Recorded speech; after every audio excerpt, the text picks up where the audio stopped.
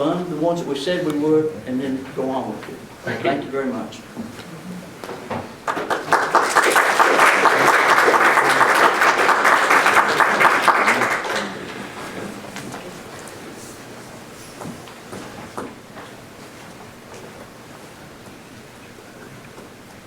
Good evening to all. My name is Tony Byer, live off of Bowman's Bend, overlook Westbar Lake in the county of Rowan, of course, and my mailing address is Harriman, but live in the county. I'd just like to say, I think this is the 10th meeting out of 12 this year I've been to. I want to come, I want to be involved in the county. And the other thing I'd like to say, there's been times, one of those meetings at least, I think there are 3 people sitting out here. Now, we have a lot of school board members. I've never seen a school board member here. I've seen the director here, whether it's Mr. Bates or Mr. McFall. And I think that's good. And for these other people here. But I wasn't going to say about that until I saw all this tonight. What I came here to say is, I'm proud to be a citizen of Rowan County. I appreciate all the hard work that the 15 commissioners do. And county executive, Mr. Woody, I'm sorry, 2 runs, I'm sorry. But 2 wrongs don't make a right. 3 lefts will, though. I'm left-handed. Anyway, I came up here to say, I wish my hopes and prayers for 2020 that the school board, a lot of them are here tonight, and this commission can work together and solve the school issues. That's all I have to say. Thank you. Anyone else like to address the commission? Anyone else like to address the commission? Go ahead, sir. Ma'am. My name is Claudia Patterson. I live at 127 Dogwood Lane in Oliver Springs. And I really hadn't planned on addressing the commission, but I'd like to thank you again for all of your hard work. I know that it's a sometimes thankless job, and we appreciate everything that you do for our county because you give up time from your families and so forth to help us. One thing that Dr. Smith did an excellent job, but there was something that we probably missed. People have asked, well, someone said, well, we don't know how Oliver Springs feels. Well, I really don't know how you could not know, but 2 years ago, they told us that we couldn't have a STEM academy, that it was an impossibility to do in 2 years. It could not be done. We had a meeting with the and started an organization, the Alumni Education Foundation. We asked that the businesses of Oliver Springs help us in our school and the things that we want to do for our students. Now, I know all of you want to do the best that you can do for the students of Rowan County. I want the best for the students of Rowan County.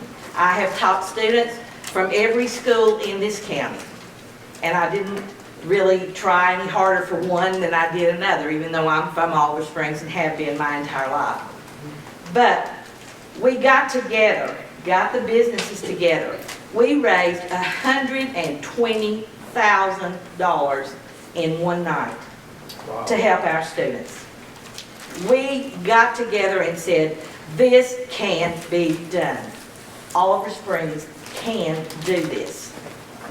And last year, we became a state-designated STEM academy. We sent our teachers for training to be able to have the courses, the classes that we needed. We have studied extensively. Now, I'm an educator. I taught school in Rowan County for 40 years. And I've tried to keep up with the way things work. Having a smaller school is the best way as far as I'm concerned. We hear of gun violence. If you will look at gun violence in the schools, at least 90% of it happens in larger schools. That's because kids get lost. Kids want someone to Too many of their kids don't have parents these days. They want someone who cares, who knows if that kid comes in my class, hey, something's wrong. Is there a problem? They're not lost in the shuffle, and I realize my time is probably up and I can talk for a long, long time. Hate to cut Ken fuck off, but I'm sorry. But please, please, don't postpone this again. Think of our kids. Thank you.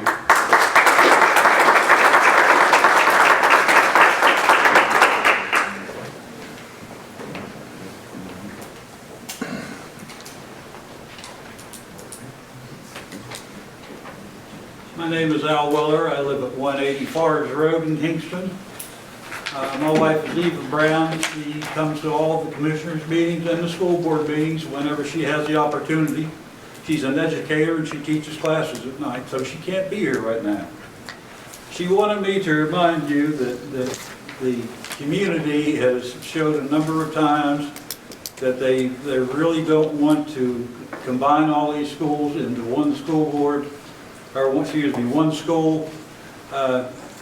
Everybody that I have talked to, now I don't know many people from Rockwood or Harriman, but all the ones that I've talked to in the Kingston area have said that they want to keep their local schools. I know that there's been a push to try to build this school. We had a wheel tax referendum on the ballot last time, and it failed 14,000 to a little over 400. A lot of the county commissioners here that were re-elected or elected were elected because of their stance they took against the mega school. We're not saying we don't want to do anything to these buildings. We know that there's maintenance needs to be done on them, and it has to be done soon. We're not saying we don't want to do anything, but we'd like to see a plan with facts and figures on what it's going to cost compared to the price of a new school. We'd like to see a sensible plan, and because as taxpayers, no matter which way we go, we're the ones that are footing the bill. Thank you, gentlemen. Thank you.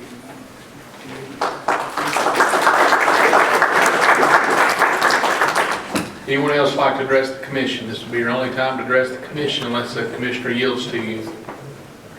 Anyone else like to address the commission? Seeing none, we'll move along to the county attorney's report. We can waive the report if nobody objects. Do I hear any objections? No, motion to waive.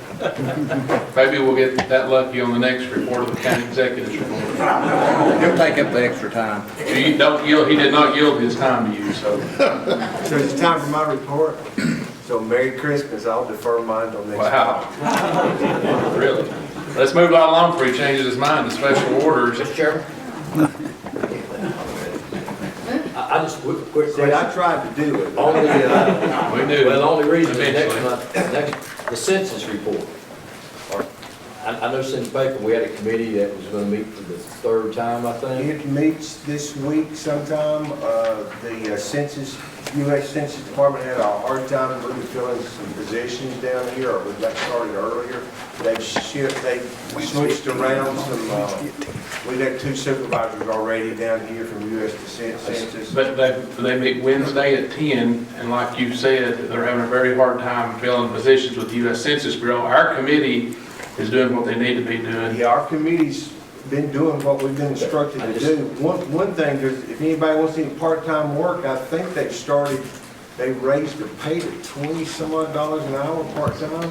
Well, I think our committee needs to really focus though more on making sure we get the county. It's $1,000 a person for 10 years for every person we miss. Do you mean getting the publication out that the census is happening? 2010, there were 500,000 Tennesseans under the age of 5 who didn't get counted. So it's up to us to make sure, I think that our committee is making sure that, That is basically the sole purpose of the East County Committee. That's fine, I just, Is to when I heard those make numbers, sure those the are word's out alarming there, numbers. Everyone gets counted. But our Census Bureau gets the word out. We don't physically count people. We don't physically No, count people. We just make sure we get the word out that the census is going on. Because that's April the 1st, right? Yeah, we have the media on our committee also. Okay.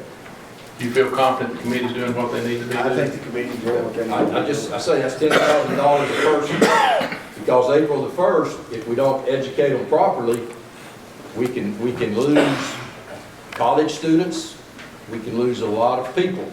So just food for thought, thank you. Moving on to special orders, confirmation appointment of Alicia Miller to the Agriculture Extension Committee. Term will expire December 31st, 2021. Motion by Commissioner Gann, second by Commissioner Hooks. Commissioner Gann. Commissioner Hooks.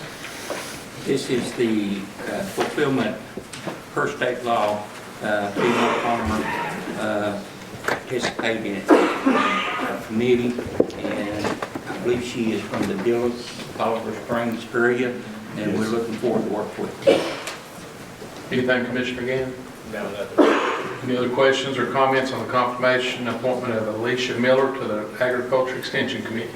Commissioner Berry. Say, Commissioner Hooks, I'm sorry to give you a late, I lost my paper, but the agricultural extension report was out, that's an outstanding report. That, I couldn't believe that some of the agricultural numbers that we still have in Monroe County, so thank you for that report. I'm proud to serve as chair of that committee, and we have an outstanding agricultural committee, and the staff down there they do a tremendous job. Very important. Any more questions or comments on the appointment of Alicia Miller? Not, Madam Clerk, call the roll. Barry? Yes. Shears? Yes. Cunningham? Yes. East? Yes. Ellis? Yes. Gann? Yes. Hendrickson? Yes. Hester? Yes. Hickman? Yes. Cooks? Yes. Meadows? Yes. Moore? Yes. White? Yes. Wilson? Yes. 14 yes. Alicia Miller has been appointed to the Extension Committee to end December 31st, 2021. Confirmation of reappointment of Dr. Thomas Bodick, M.D. as medical examiner. New term will expire January 1st, 2025. Motion by Commissioner Wilson, second by Commissioner White. Commissioner Wilson. I think he does a good job. Bruce, how many years he's been doing this? Do y'all know? This is his first term and a half, maybe? Term and a half? Yeah. He's been doing a good job. Yeah. Nothing further. Commissioner White. Nothing further than that. Any more questions or comments?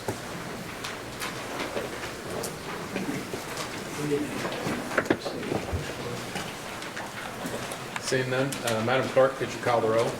Barry? Yes. Shears? Yes. Cunningham? Yes. East? Yes. Ellis? Yes. Gann? Yes. Hendrickson? Yes. Hester? Yes. Hickman? Yes. Cooks? Yes. Meadows? Yes. Moore? White? Yes. Wilson? Yes. 14 yes. Confirmation of reappointment of Dr. Thomas Bodick as medical examiner has passed. Moving over, we have a zoning resolution. We've asked for it to be postponed for 30 days. There we go. Any objection to it being postponed till January? Seeing none, moving along to old business, Resolution 91914A, an initial resolution authorizing the issuance of not to exceed $3,900,000 and no cents general obligation bonds of Rome County, Tennessee. Motion by Commissioner White, second by Commissioner Gann. Commissioner White. Just Mr. Woody, if he wants to say something about that. So this resolution allows it, this was on the agenda, I guess, about 60 days ago. It was deferred to tonight. It allows the balance of money to be borrowed for the Oliver Springs project. So there's two resolutions. There's an initial resolution, and then after that is a regular bond resolution. So both resolutions will have to be adopted and affirmed. So A and B will go hand in hand. Commissioner White. I have nothing to say. Commissioner Gann. Yes, sir. I won't go long, but I'd like to say I appreciate the folks who came out from Oliver Springs. I appreciate the folks who spoke. Ms. Patterson said, if you want to know if what Oliver Springs wants, surely we know. I appreciate what Mr. Smith said, and I appreciate folks taking the time to come and show support. We have to do what we feel is right, and sometimes we don't always know what is right. But when people are willing, and this is what I said to the school board, and I'll stop, we may not always know what's right to do. But when people are willing to help themselves, that's an achievement. And that says that's what's right to do. When people give their time, they give their money, and they put it in their community, and they try to invest in their students and in the student future, then they are speaking. They don't have to hold signs, and they don't have to stand in front of buildings, and they don't have to be really loud. That's very loud. So I appreciate the things that they've done. We always hear folks say, you know, you want to help people who help themselves. And we still have to live by that. I mean, we do. We have to help people who are willing to help themselves. So for a community to gather together and collect $120,000 in one night, I mean, Junior, can you even imagine being able to do something like that? It's Incredible. It is. That shows an investment worthy into those kids. Not just those kids, Mr. Hooks, Mr. East, but the kids of Roane County. They can set an example. If Roane County looks at Oliver Springs, they can be an example to every school in Roane County. We say we love our schools. Let's put our money where our mouth is at. I mean, honestly, that's incredible. And I don't have enough words to really describe that, to say, hey, look, we're going to help ourselves. That's incredible. That speaks volumes. And that makes me really proud, not to be from Oliver Springs, Mr. Berry, but to be from Roane County. That makes me proud to be from Roane County. And surely everybody in this courtroom tonight, if you think about that, that has to make you proud to be from Roane County, where people are willing to help themselves. I mean, honestly, Howard, people willing to help themselves. I'll just say, in a world and a time today that says, give me, let me have, do this for me, Ben, we don't have that anymore. For people to say, in one night, to raise that kind of money to help themselves is incredible. I think we know how Oliver Springs feels, Mr. Burry. I really think we know how Oliver Springs feels tonight. If they was just to come here and say, oh, save our school, you'd have to kind of think about things. But David, when they say, hey, here's what we've done, and if you read these accomplishments, if you read this, I mean, honestly, you know, this may not mean much to folks who came from Atlanta, and it probably ain't. My wife was on an airplane last week, and she sat with a professor from UT. And for some reason, my wife was talking to him about schools. And apparently the subject came up and about consolidated schools, and this is what he said. And you know, this is a hearsay, thanks, Mr. Hook, so I didn't get the guy to come in here from UT to speak. But what he said he said, consolidated schools probably works really good for Atlanta. And he said it may even work good for a city like Chattanooga. He said, but it doesn't work well for Roane County. He said, geographically, he said, you're too spread out, you're too far away. He said, it just really probably won't work for Roane County. I don't know if it does or not. I'm not here to debate the consolidation. What I'm here to do is to celebrate Oliver Springs, the people, the citizens of Oliver Springs, loving their kids enough, not just to sit and talk about it, but to have action. I like action. Thank you all very much. Thank you all for coming. Thank you, Commissioner Hester. So my question on the 3.9 million. So this gets added to the 6 million that we've already borrowed. So it gives us a total pot of 9.9 million. All right, so, and we waived the rule for funding of Oak Ridge under this as well. This 3.9 million, we don't have to raise funds for the city of Oak Ridge in this, right? Because it's not a property tax increase or anything else. That's correct? No, so the initial resolution that was adopted was 7.1 million. Okay. Okay, because you are sharing the proceeds with this, with the city of The Oak Ridge. 7.1, but not the 3.9. No, the 3.9 will do the same. Okay, so I misread something pursuant to section 9. Yeah, 21, anytime you're borrowing money and you're taxing the entire county, you're sharing the proceeds. All right, but so the 7.1. So that's $11 million is what that is. All right, we've already got the 7.1, right? We do have the 7.1. All right, so the 3.9 is not a tax increase. That was raised from where we elevated our debt services, is that not correct? Well, that is correct. So we do not have to pay the city of Oak Ridge any of this 3.9. No, we do. If we want to, for them to repay the indebtedness of it, Okay. you have to share. And that's what we got into. So we were taxing everyone and we're sharing the proceeds. The proceeds get shared as the money gets distributed. So the way it works is all proceeds of debt comes into our general capital projects fund. And as the school starts doing construction and needing to draw, we will transfer money to the Roane County schools. We'll transfer money to the Oak Ridge City schools. Okay.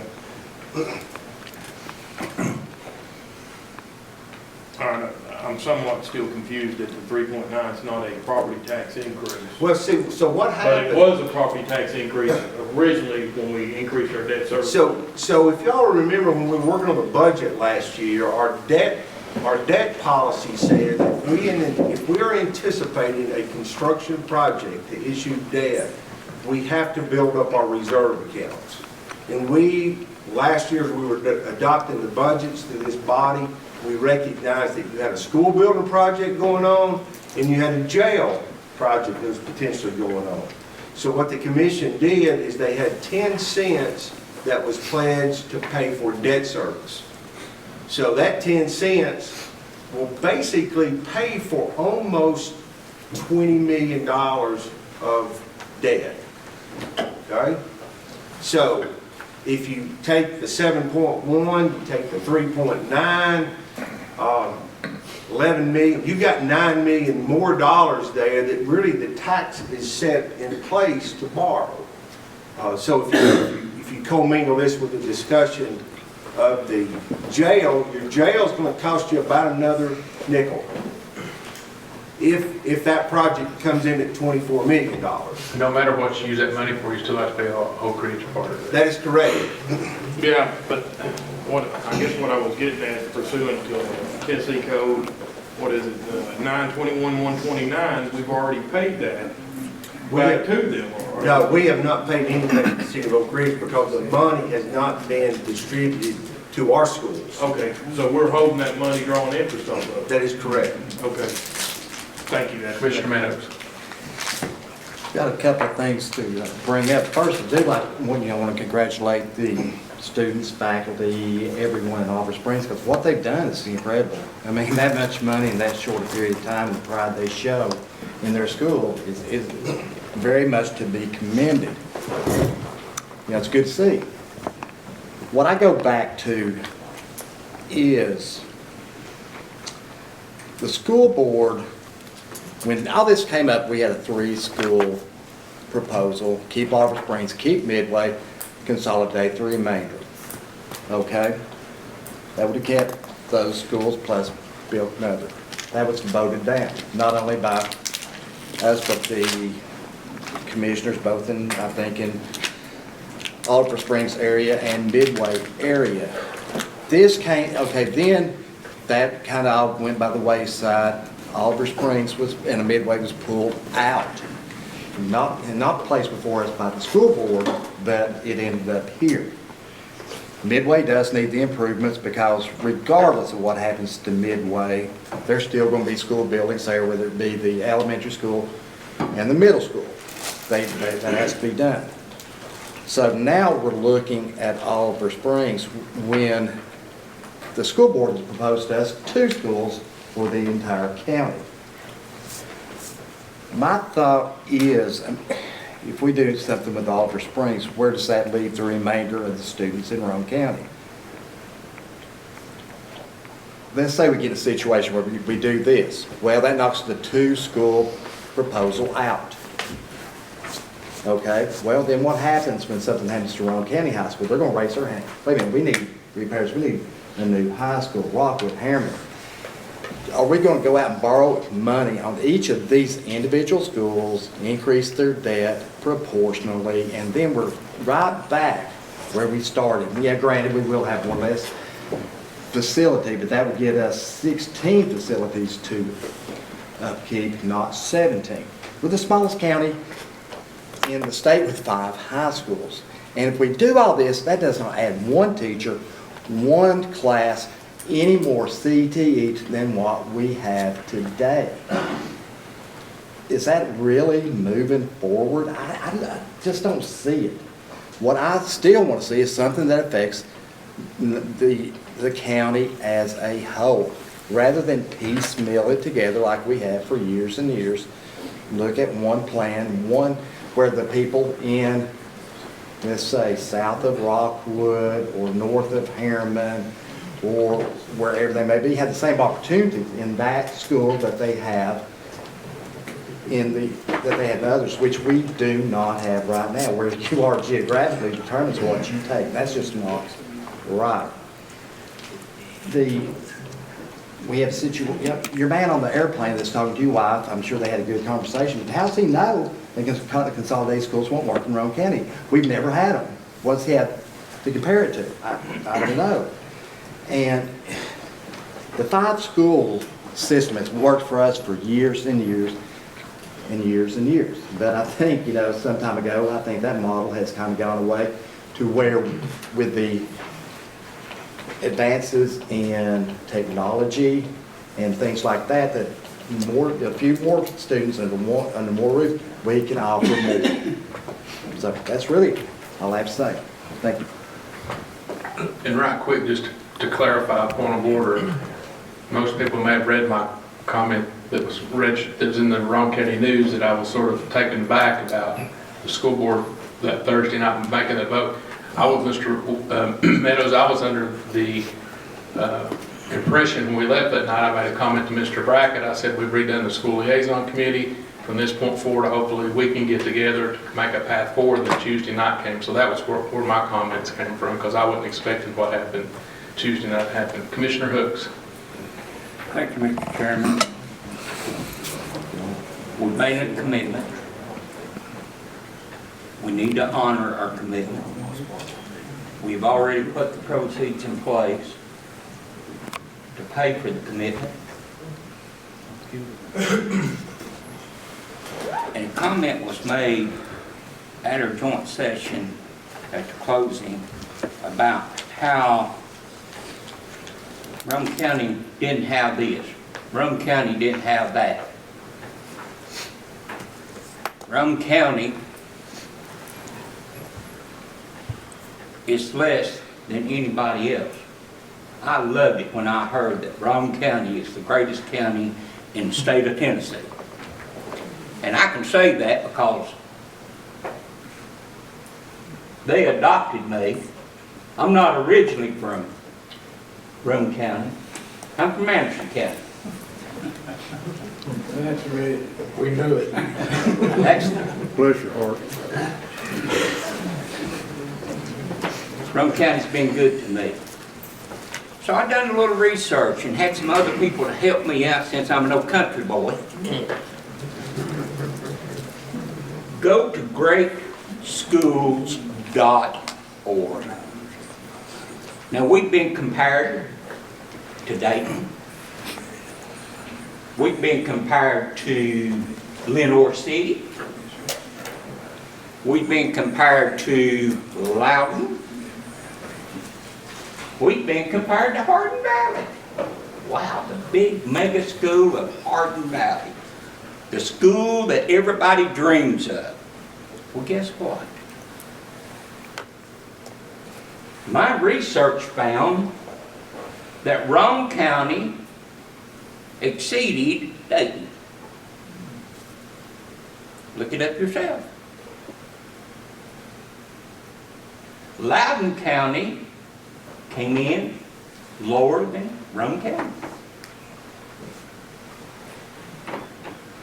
Leonore City, where they got tons of sales tax money going into their school system,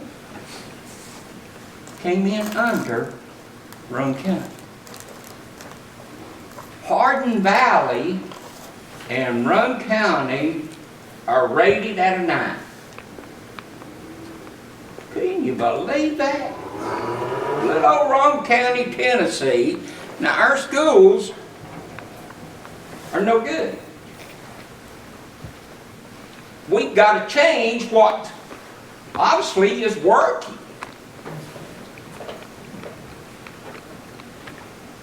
I didn't make this up. GreatSchools.org. This is my school. The graduation rate, whole 9 yards. Gives an overall rating. So I hope we as commissioners look at what the people of Rome County has spoken for. And I wanted to ask, and I didn't want to be out of order, and I am an old Baptist preacher, and I get a little long-winded. But I wanted to ask, because it was also mentioned in our workshop, well, that resolution that was put on the ballot wasn't worded right. People in Rome County really didn't know what they were voting for. I guess we're deplorables.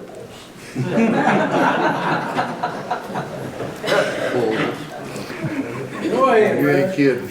I knew what I was voting for when I pushed that button. That's right. Yes, sir. And 14,000 other people knew what they were voting for.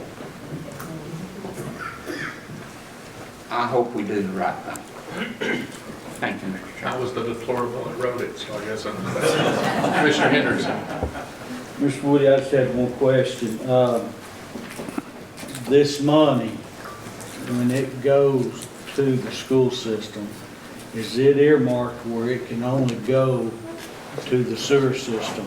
Is it earmarked where it will only go to the expansion of Auburn Springs Middle School? Yeah. That it can't be transferred from one item to another into something else of their choosing? Yeah, the way this is set up, it comes into the county's capital projects fund, so it comes into one that we control. So we will be aware of anything, we pay the bills for the school system anyway, so we'll do the transfers as they're paying for these projects. Okay. So let me just clarify one thing. The 7.1 has been borrowed. The Midway project it's a green light go anyway. They're doing some work. We haven't spent any money transfer, but that was a go anyway. What got held up is the Auburn Springs because there wasn't enough money. We come to find out afterwards to finish that one. So that's the only reason that one has been paused, is because there wasn't enough money to complete it. So are we not getting good estimates, or? You had a combination of factors, I think.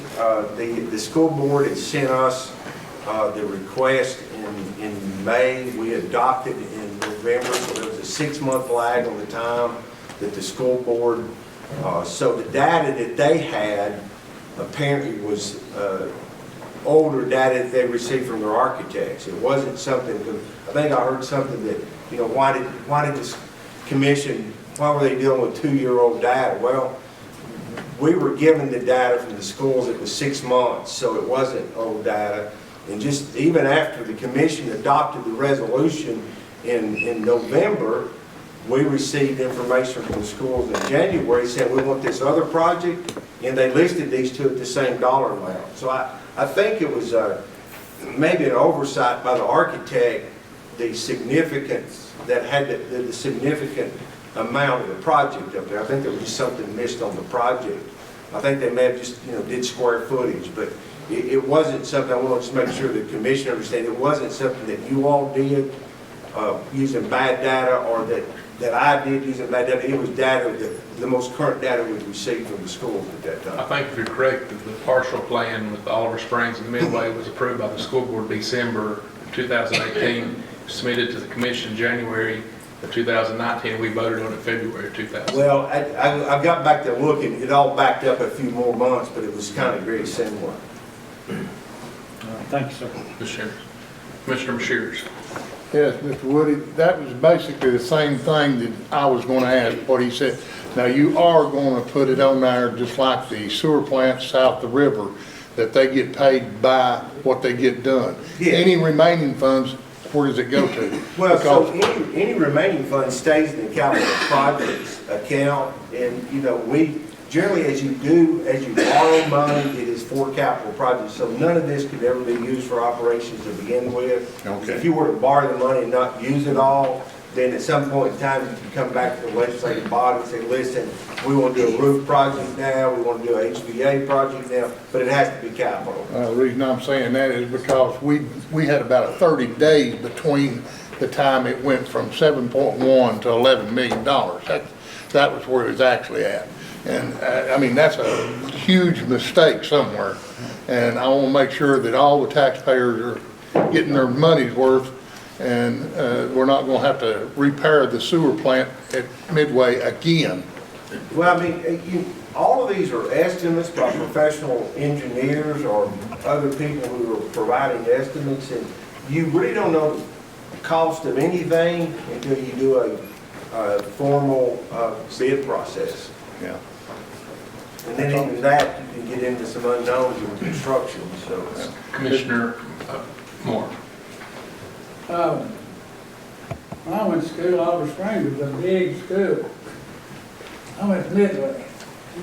I was the 13th man on the team, and I had to wear a pair of yellow football pants. So I'm telling you, I know how it was to be poor and be small, okay? I made it, I can operate this thing here now, okay?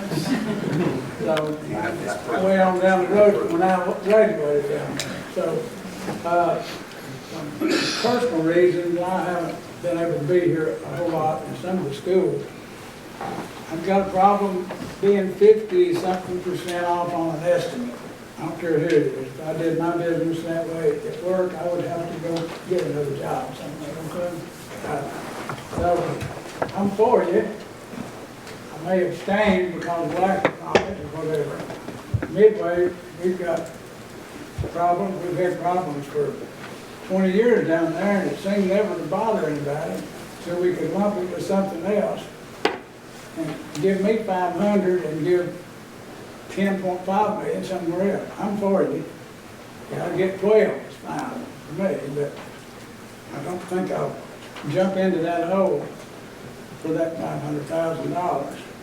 I've got just a problem with it. I ain't got a problem with school.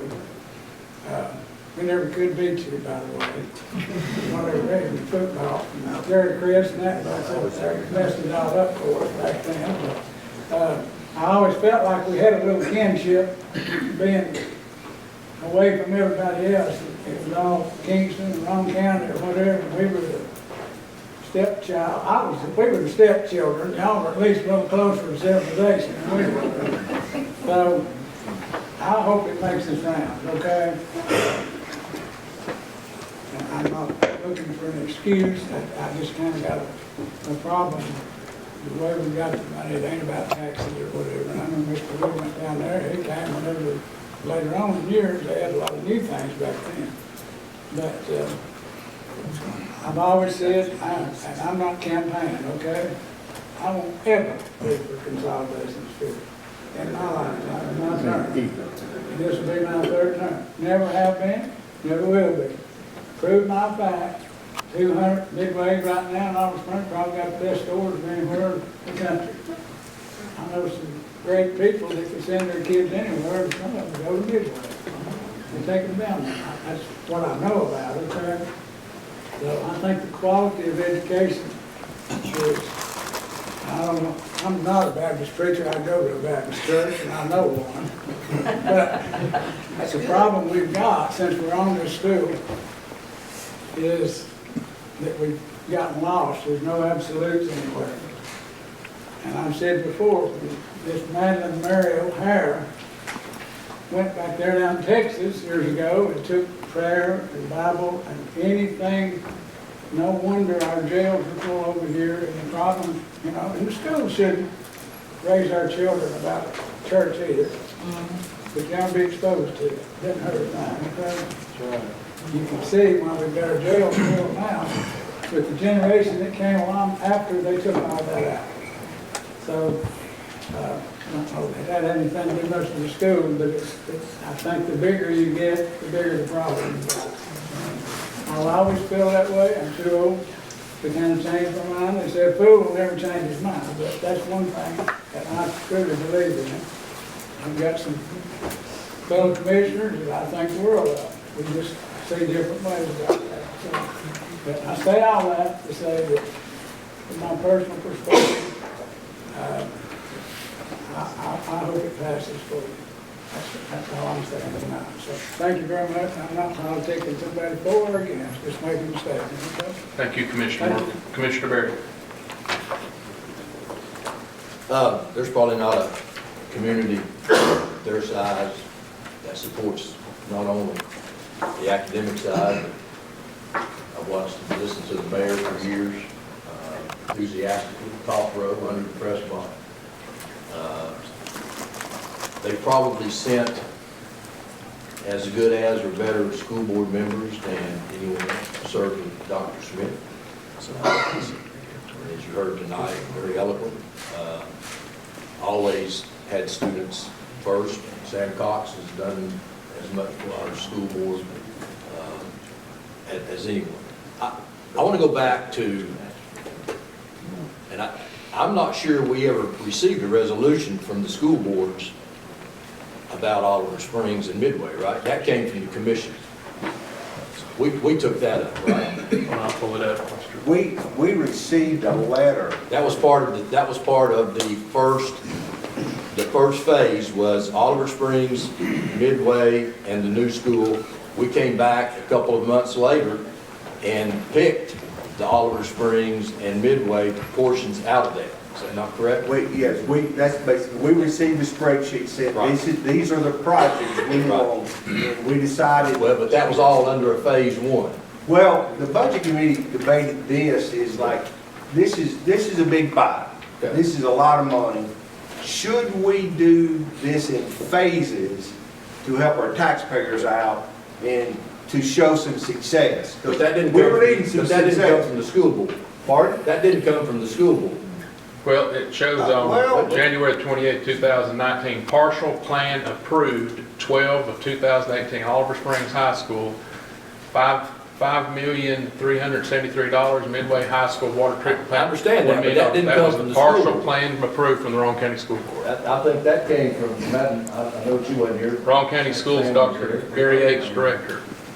We did approve that. Okay, so I think what concerns me is Oliver Springs commissioners had a chance to keep Oliver Springs schools open and voted not to because of the phase. What's even more alarming now is at our workshop, I think they asked you, Commissioner Gann, you asked them about the guarantee, would they not close Oliver Springs? They said yes. Then they asked you, could you support a building program? And you said no. Correct. So what that tells me is, let's do Oliver Springs, let's don't worry about Rockwood, Kingston, and the other. Because if we're really truly looking at Roane County and being proud to be from Roane County, then let's do the whole county. The other thing is if you go back from 2015 till this morning, Oliver Springs enrollment has dropped from 429 to 269. Freshman class, 64. So that's the smallest of the of the 4 classes that are currently in Oliver Springs. Mr. Berry, for a quick record, could you tell them where you got those numbers from? I called the school board. Okay, so they did come from the This school board? morning, and that came, Okay, thank you. that's their number. So, we're talking about over $7 million for 269 kids. Oliver Springs community came through as you expected them to do, with their money. Again, Dr. Smith saw the need not only for a STEM school, but it was perfect timing to get that done, and they raised their money. So, I guess my problem is the fact that we're signaling Oliver Springs and have commissioners who are not with, and I say commissioners, I'm sorry, Commissioner White has not spoken to it. Commissioner Bowers has not spoken to whether they would support the rest of them or not. But I guess I would like to yield to the director of schools. If this passes tonight, where are we from the school standpoint? I know you can't speak. Yeah, I don't think I can speak for the school board.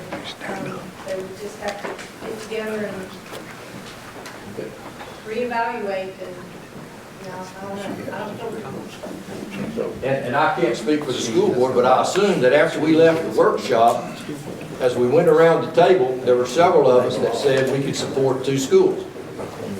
They knew the resolution was coming up tonight because our 60 days was up. So I'm assuming that's why they voted on the resolution for 2 schools when they did. That was the only chance they were going to get. So once again, if we vote on this tonight and it passes, then we've set the stage for education in Roane County for a long, long time. Rockwood High School down 21% over that same period of time. Harriman is plus 10%. Midway's about 20%. So we're down. We're down across the county. We still have the same condition of buildings that we've had for years. We know that there are schools that have to be replaced. We know that Ridgeview Elementary, that Harriman Middle, that Roane County High School, all are in such shape that something has to be done. The school board, part of that process that they went through, identified how you can move the other schools into some of our existing schools and build one. Taxpayers, if we have the taxpayers at mind and they're, what we're doing in terms of, our biggest obligation as commissioners is to take care of be good stewards of our money. And if you feel like this is the best taking care of our money, then fine.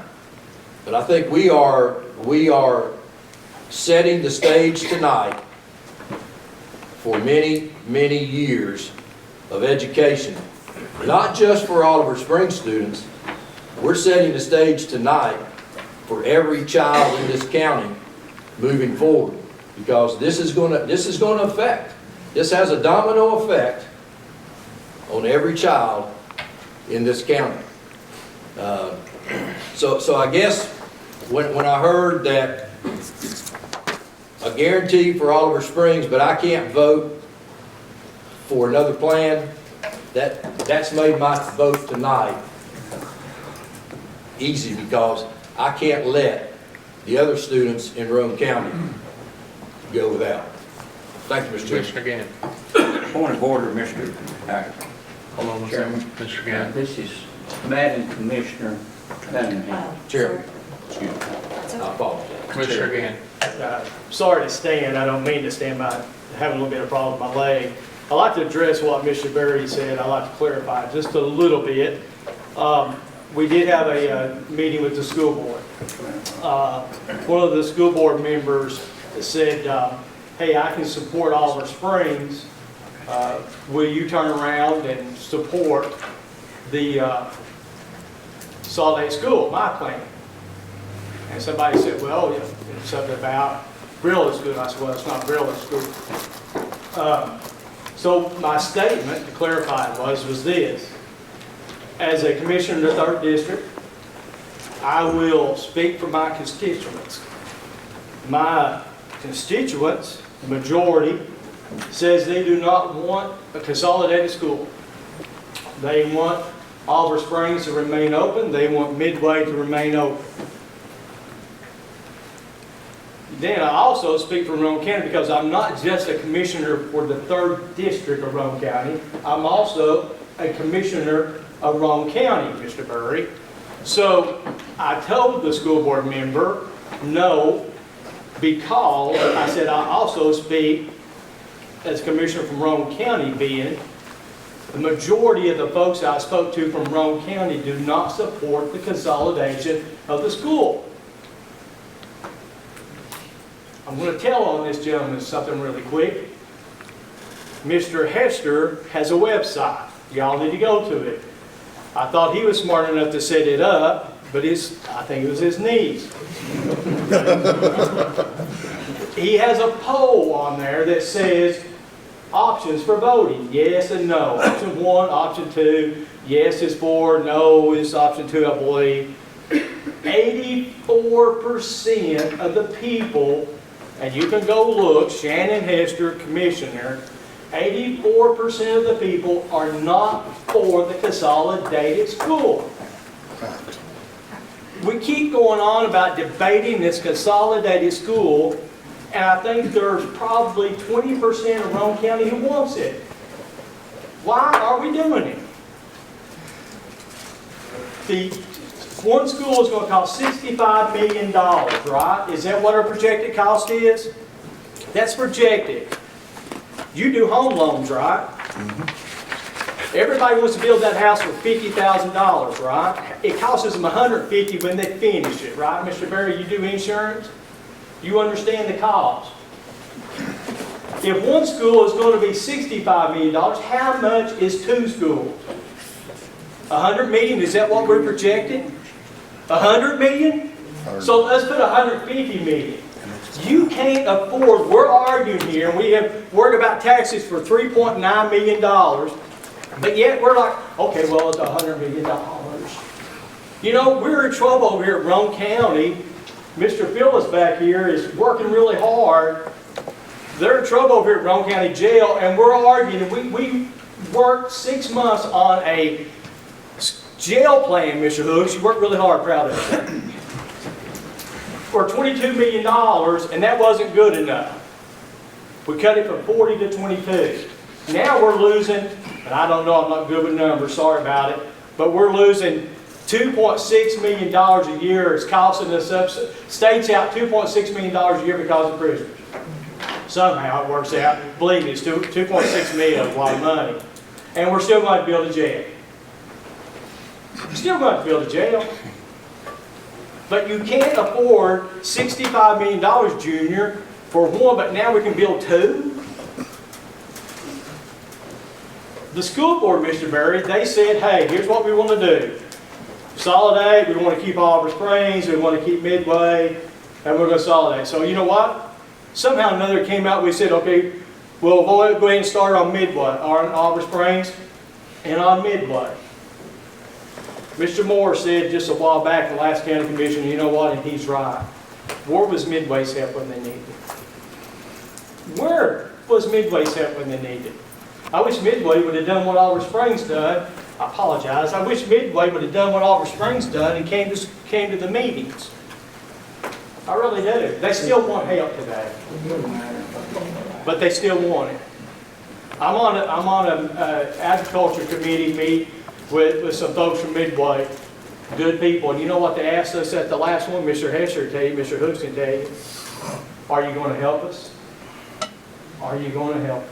Yeah, we're gonna help you. It's your tax dollar, we're not helping you, you're helping yourself. You're paying your taxes, y'all get your help. You know, I'm not giving you money, you're paying your taxes, Junior. You're helping yourself. So, I apologize, I get irritated sometimes, and my wife says I shouldn't, and I should, because when I do, I say things I don't always know. But we need to quit this. We just need to quit it. The wheel tax, the gentleman, sir, you're right, the wheel tax did not pass. People said then they didn't want it, or they didn't want to pay for it. If you want something, you'll pay for it, right, Mr. Woody? I mean, if I want something, I buy it, I pay for it. People are not willing to pay for this holiday school, they don't want it. Oliver Springs is willing to keep their school open, Ben. They're paying for it, they're saving money, Darrell. If you want it, save your money. If you want it, work for it. People are not. I understand this probably throws a loop in Roane County schools planning to build a consolidated school, but the people of Roane County don't want it. I mean, I don't want to be rude here and say, everybody in the courtroom, hold your hand up if y'all want consolidated school. I won't say that, but if you want to raise your hand, for those who want consolidated school, please do. We want to consolidate school? Huh? We want to consolidate? Yes. School? Yeah, I'm ready. Okay, 1, 2, 3, 4, 5. That's less than the percentage that Mr. Hester has on his webpage. Thank you, Mike. Mr. Wilson. Yeah, I'll make mine real quick. I'll tell you where I'm trying to deal with here. And you're looking at the graphics of where Oliver Springs and Midway lie, and we're talking about travel time. I've always been a proponent of the two schools when we were talking about this, and then when I think, somebody help me here, when I think about how powerful you put Midway, their education program, Oliver Springs out the roof, and Kingston together in this CTE program, I think, are we better in Roane County? I mean, are we gonna just literally just do so good in Harriman Rock with going through maybe the K-14 or whatever through Rumstead in that area? I don't know. So that's what I'm struggling with. I struggle with the dollars and cents. But somebody funnel me back in here of how that money exactly is going to be used at Oliver Springs, because when he was talking about the distinguished gentleman here that was talking about you had the extra room down there, how much that incorporates that in our plan, and is that extra money, or this money is to build on for what? I'm just kind of confused. I'm lost in the fog. There's your plug. Yeah. Just a little bit. Yeah, please. Let me get you out of the fog there. Yeah. So the plan is, as it's been brought to us, when Dilla Springs was built, then your K-5 went to Dilla Springs. So where they were at, it was a K-8 facility, and now it's a 6, 7, and 8. So you're about, I think, correctly, about 35% capacity. So that is a much newer facility than the wood structure, or predominantly wood structure of Oliver Springs High School. Right. So when they started evaluating the Oliver Springs High School, the wood structure, you've been up there, the wood structure, a part of it is the gym. So the construction that's needed to retrofit somewhat the middle school to a high school seems like there's a chemistry labs in there, there's some CTE programs in there, there's a gym in there. And then you have to go back, the way I understand the plan, then you'll have to raise part of the old school with the wood structure. Property still needs to be in the school's name because it's contiguous. You still have to have a football field, you still need, all that facility. So the money is in, you have to rebuild or really retrofit the kitchen area now because it apparently is inadequate also. So I think what you're looking at on this $9.5, $9.6 million total of Oliver Springs is gyms, some CTE classes, maybe some of the little administration in there, maybe a chemistry room, and the kitchen cafeteria area. So I think that's where the bulk of that project is.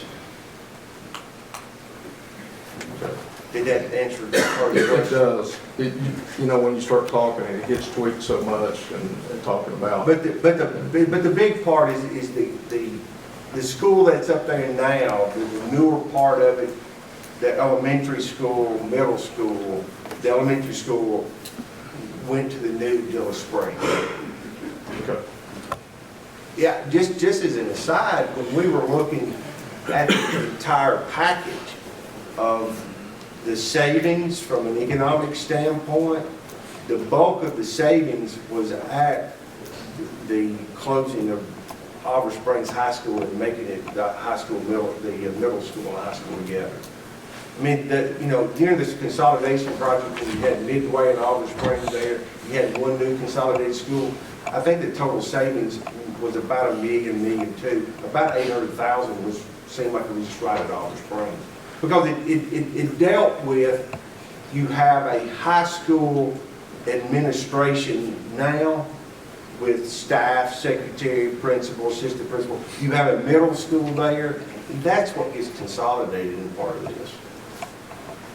So the operational savings dealt with those type of staffs. Of course, and you may lose some of that, as Mr. Moore said, or someone said, if you add, additional teachers. Yeah. Commissioner Hickman. Thank you, Mr. Chairman. First of all, I just want to say that from the onset of this, whenever the whole plan was presented to us, I was very, very proud of Oliver Springs. I was very jealous of Oliver Springs. You guys banded together as a community and put together a good plan. I do have some reserves, like Commissioner Moore. The whole time Midway's getting a sewer plant. And I don't see how that's going to help those students, but I want to go back to what I said whenever the plan was presented to us the first time. Share a story whenever I was on Harriman City Council, and we went to a 9 counties, 1 vision in Knoxville, and they told us to imagine the possibilities. And all day today when I've been at work thinking about this issue about Oliver Springs combining their middle school and high school, I've been imagining those students. I was a basketball coach at Harriman Middle School for 5 years. In that time, I knew a lot of the Oliver Springs middle school boys. I had the pleasure to coach some of them on some travel ball teams. I think it's a great plan. I think you're going to start seeing those students, if this plan is passed, be better equipped for today's working economy. I think those kids are going to be ready to go into the workforce, and it should make all of us from the other districts a little more motivated. So I'm going to challenge my counterparts, Mr. Chairman, Mr. Henderson. We need to get together, go back to the Harriman City Council, City Mayor, see if we can band together for a plan.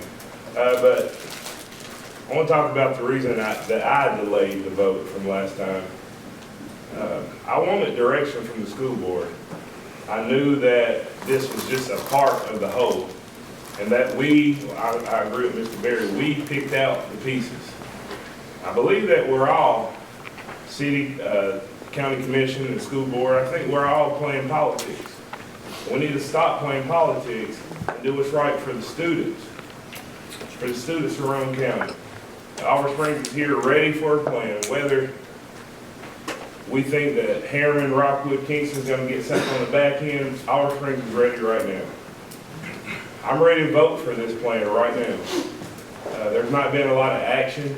I've been a commissioner for over a year. Not been a lot of action. We voted to push things back. It's time for us to start putting action. We had a meeting and joint workshop with the school board. I went there for direction from them. I felt like they were looking for direction from us. They did pass a resolution to close all 5 schools and to combine them to 2. But like in the paper, Mr. Woody said, we communicate through our minutes.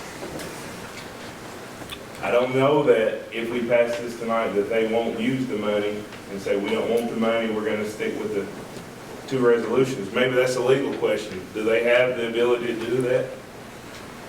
If we pass this, 11 million. We control the money that was distributed to the schools. Right, so if you're passing it for this, all of this one Oliver Spring project, that's what it has to be used for.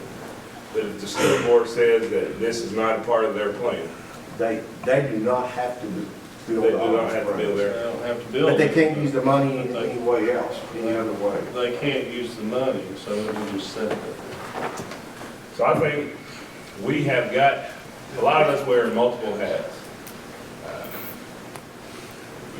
But we can't wear the hat of school board. All we have to do is be commissioners. Do we have the money to pass this tonight? We have a debt service plan. County executive said we have the money to pay for this. And we have some left over. I think it's a great plan, and I'll support it tonight. Mr. Chairman, call for question. Okay, I got a quick call for question on the floor. Got a second by Commissioner Moore. So we'll take a vote right quick and call the question. Call for question. What this will do is just cut debate off, and we'll move on to resolution, voting it up or down. I believe I can do this. All in favor, say aye. Aye. Opposed, like sign. No. Record recorded as one, so call for question has been made. So now we're on resolution 091914A, an initial resolution authorizing the issuance of not to exceed $3,900,000 general obligation bonds for Rome County, Tennessee. And just to clarify, Mr. Woody, a yes vote on this would go ahead and appropriate the rest of the money to finish the Oliver Springs project. That is correct. Okay. Is everybody clear? Madam Clerk, call the roll. Barry, No. Rushiers, Yes. Cunningham, Yes. East, Yes. Ellis, Yes. Gann, Yes. Hendrickson, Yes. Hester, Yes. Hickman, Yes. Hooks, Yes. Meadows, No. Moore, Abstain. White, Yes. Wilson. Yes.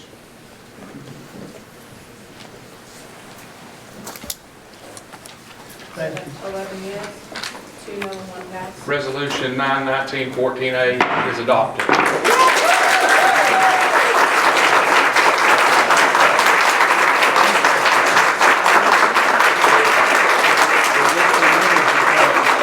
Let's issue the general obligation for it right quick. Resolution 91914B, a resolution authorizing the issuance of general obligation bonds of Rome County, Tennessee, in the aggregate principal amount not to exceed $3.9 million in one or more series, making provisions for the issuance, sale, payment of said bonds, establishing the terms therefore and the disposition and proceeds therefrom, and providing for the levy of taxes for the payment of principal of premium, if any, and interest on the bonds. Motion by Commissioner Hooks, second by Commissioner Shears. Commissioner Hooks. Nothing further. Commissioner Shears. Go Scooters. Any other questions or comments? As explained before, this goes in hand, as the county executive says. If we authorize the issuance, we've got to come down here to issue. Any more questions or comments? Madam Clerk, call the roll. Barry, No. Rushiers, Yes. Cunningham, Yes. East, Yes. Ellis, Yes. Gann, Yes. Hendrickson, Yes. Hester, Yes. Hickman, Yes. Hooks, Yes. Meadows, No. Moore, Abstain. White, Yes. Wilson. Yes. 11 yes, 2 no, 1 pass. Resolution 91914B is adopted.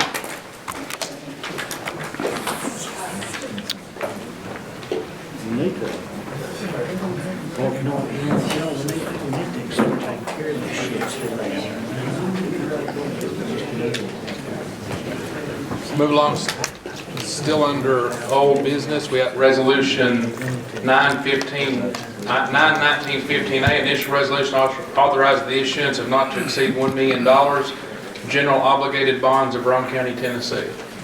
Motion by Commissioner White, second by Commissioner Meadows. Commissioner White. Yield to Mr. Woody. So if we could have a friendly amendment on this to, as we adopt this, rescind resolution 09-1916. So that resolution to, If we could do that at the same time. So what we were at is, we had bond resolutions. If we could borrow money on bonds, they're better than borrowing on notes. The jail project last month, we borrowed them on the note, but we really want to bring that into the bond. So we want to really rescind the note resolution and then approve the bond so if I resolution. get a resolution to rescind, what was that again? 09-1916. It was a resolution regarding capital outlay. Motion to rescind 9/1916 by Commissioner White, second by Commissioner Cunningham. Commissioner White, I think we've been educated on this. Commissioner Cunningham. Nothing, Brother. Any other questions or comment on the rescind? You said 16 or 15? 1916, 1916. 9/1916. 09-1916. 09/1916. So let me go back. So when we had this discussion, we would much rather borrow under bonds than borrowing under notes. But we also recognized that we did not want to do a bond for just $1 million. So since we have approved this $3.9 million school one, we want to tag on this other $1 million so we're not having to borrow it under the note that we approved last month. We have not borrowed the money under the note yet. So what we want to do is say, no, we're going to rescind it, we're going to come back and we're going to approve it right here so we can have a bond. Saved you a lot of money. Mr. Barrett. And this million is It's that same million we approved last month for the jail.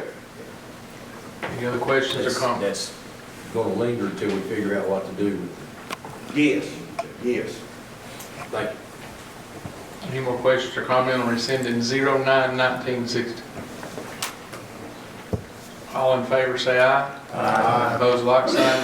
Motion carries. So that's been rescinded. So now we're back on resolution 9/1915A. Motion by Commissioner White, second by Commissioner Meadows. Commissioner White. Have nothing to add. Commissioner Meadows. Mr. Woody, you would like to add anything else to this as to the proceed, where the proceeds go?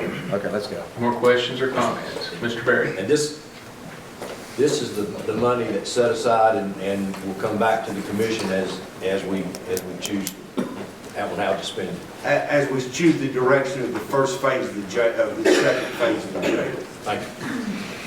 Any more questions or comments? Madam Clerk, call the roll. Barry? Yes. Rushiers? Yes. Cunningham? Yes. East? Yes. Ellis? Yes. Ham? Yes. Henderson? Yes. Hester? Yes. Hickman? Yes. Cook? Yes. Meadows? Yes. Moore? No. White? Yes. Wilson? Yes. 14 years. Resolution 9/1915A is adopted. Resolution 9/1915B, a resolution authorizing the issuance of general obligation bonds of Rome County, Tennessee in the aggregate principal amount not to exceed $1 million in one or more series, making provision for the issuance, sale, and payment of said bonds, establishing the term therefore and disposition of proceeds therefrom, and providing for the levy of taxes for the payment of principal of premium and any and interest of the bonds. Motion by Commissioner Hooks, second by Commissioner Meadows. Commissioner Hooks. Nothing further. Commissioner Meadows. Nothing to add. Any questions or comments? Madam Clerk, call the roll. Barry? Yes. Rushiers? Yes. Cunningham? Yes. East? Yes. Ellis? Yes. Ham? Yes. Henderson? Yes. Hester? Yes. Hickman? Yes. Cooks? Yes. Meadows? Yes. Moore? Yes. Wilson? Yes. 13 yes, 1 no. Resolution 9/1915B is adopted. I've been asked right quick to take a 5-minute recess.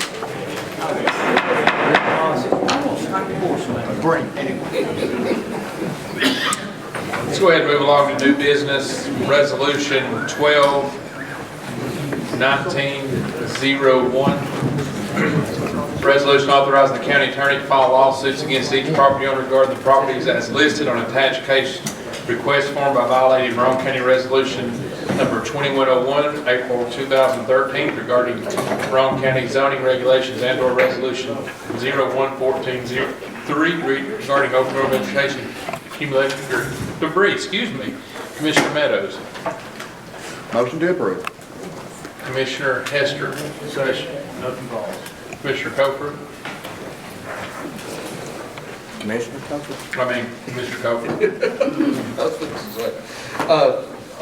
Would like to have get an amendment on this one. Case number 3, we have got some work today from the property owner that if we would just give them another 30 days, they'll get these things, cars out off this piece of property. So, Would someone like to make an amendment by Commissioner Hooks, second by Commissioner Hester? Can I take that amendment into my motion? Take that a friendly amendment. I accept it. Are you okay with that? I'm okay with that. You okay with that, Mr. Hooks? Anything else, Mr. Cofer? Got that resolution? Any questions for Mr. Cofer on Resolution 12-1901?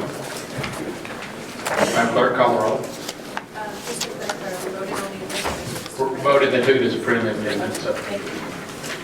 Barry? Yep. Rushier? Yes. Cunningham? Yes. East? Yes. Ellis? Yes. Gann? Yes. Hendrickson? Yes. Hester? Yes. Hickman? Yes. Cooks? Yes. Meadows? Yes. Moore? Yes. White? Yes. Wilson? Yes. 14 yes. Resolution 12-1901 is adopted. Resolution 12-1902, a resolution authorizing the county attorney to file a lawsuit regarding the properties as listed on attached case request form by violating Oklahoma Resolution 12-1805 and/or Resolution 12-1806 regarding the 2018 International Building Codes and the 2018 International Residential Codes. So moved. Motion by Commissioner Meadows, second by Commissioner Hickman. Commissioner Meadows. Mr. Coker? if anybody has any questions, I'll be glad to try and answer them for you. Commissioner Hickman. Nothing but. Any more questions or comments? Madam Clerk, call the roll. Barry? Yes. Rushier? Yes. Cunningham? Yes. East? Yes. Ellis? Yes. Gann? Yes. Hendrickson? Yes. Hester? Yes. Hickman? Yes. Yes. Meadows? Yes. Moore? White? Yes. Wilson? Yes. 14 yes. Resolution 12-1902 is adopted.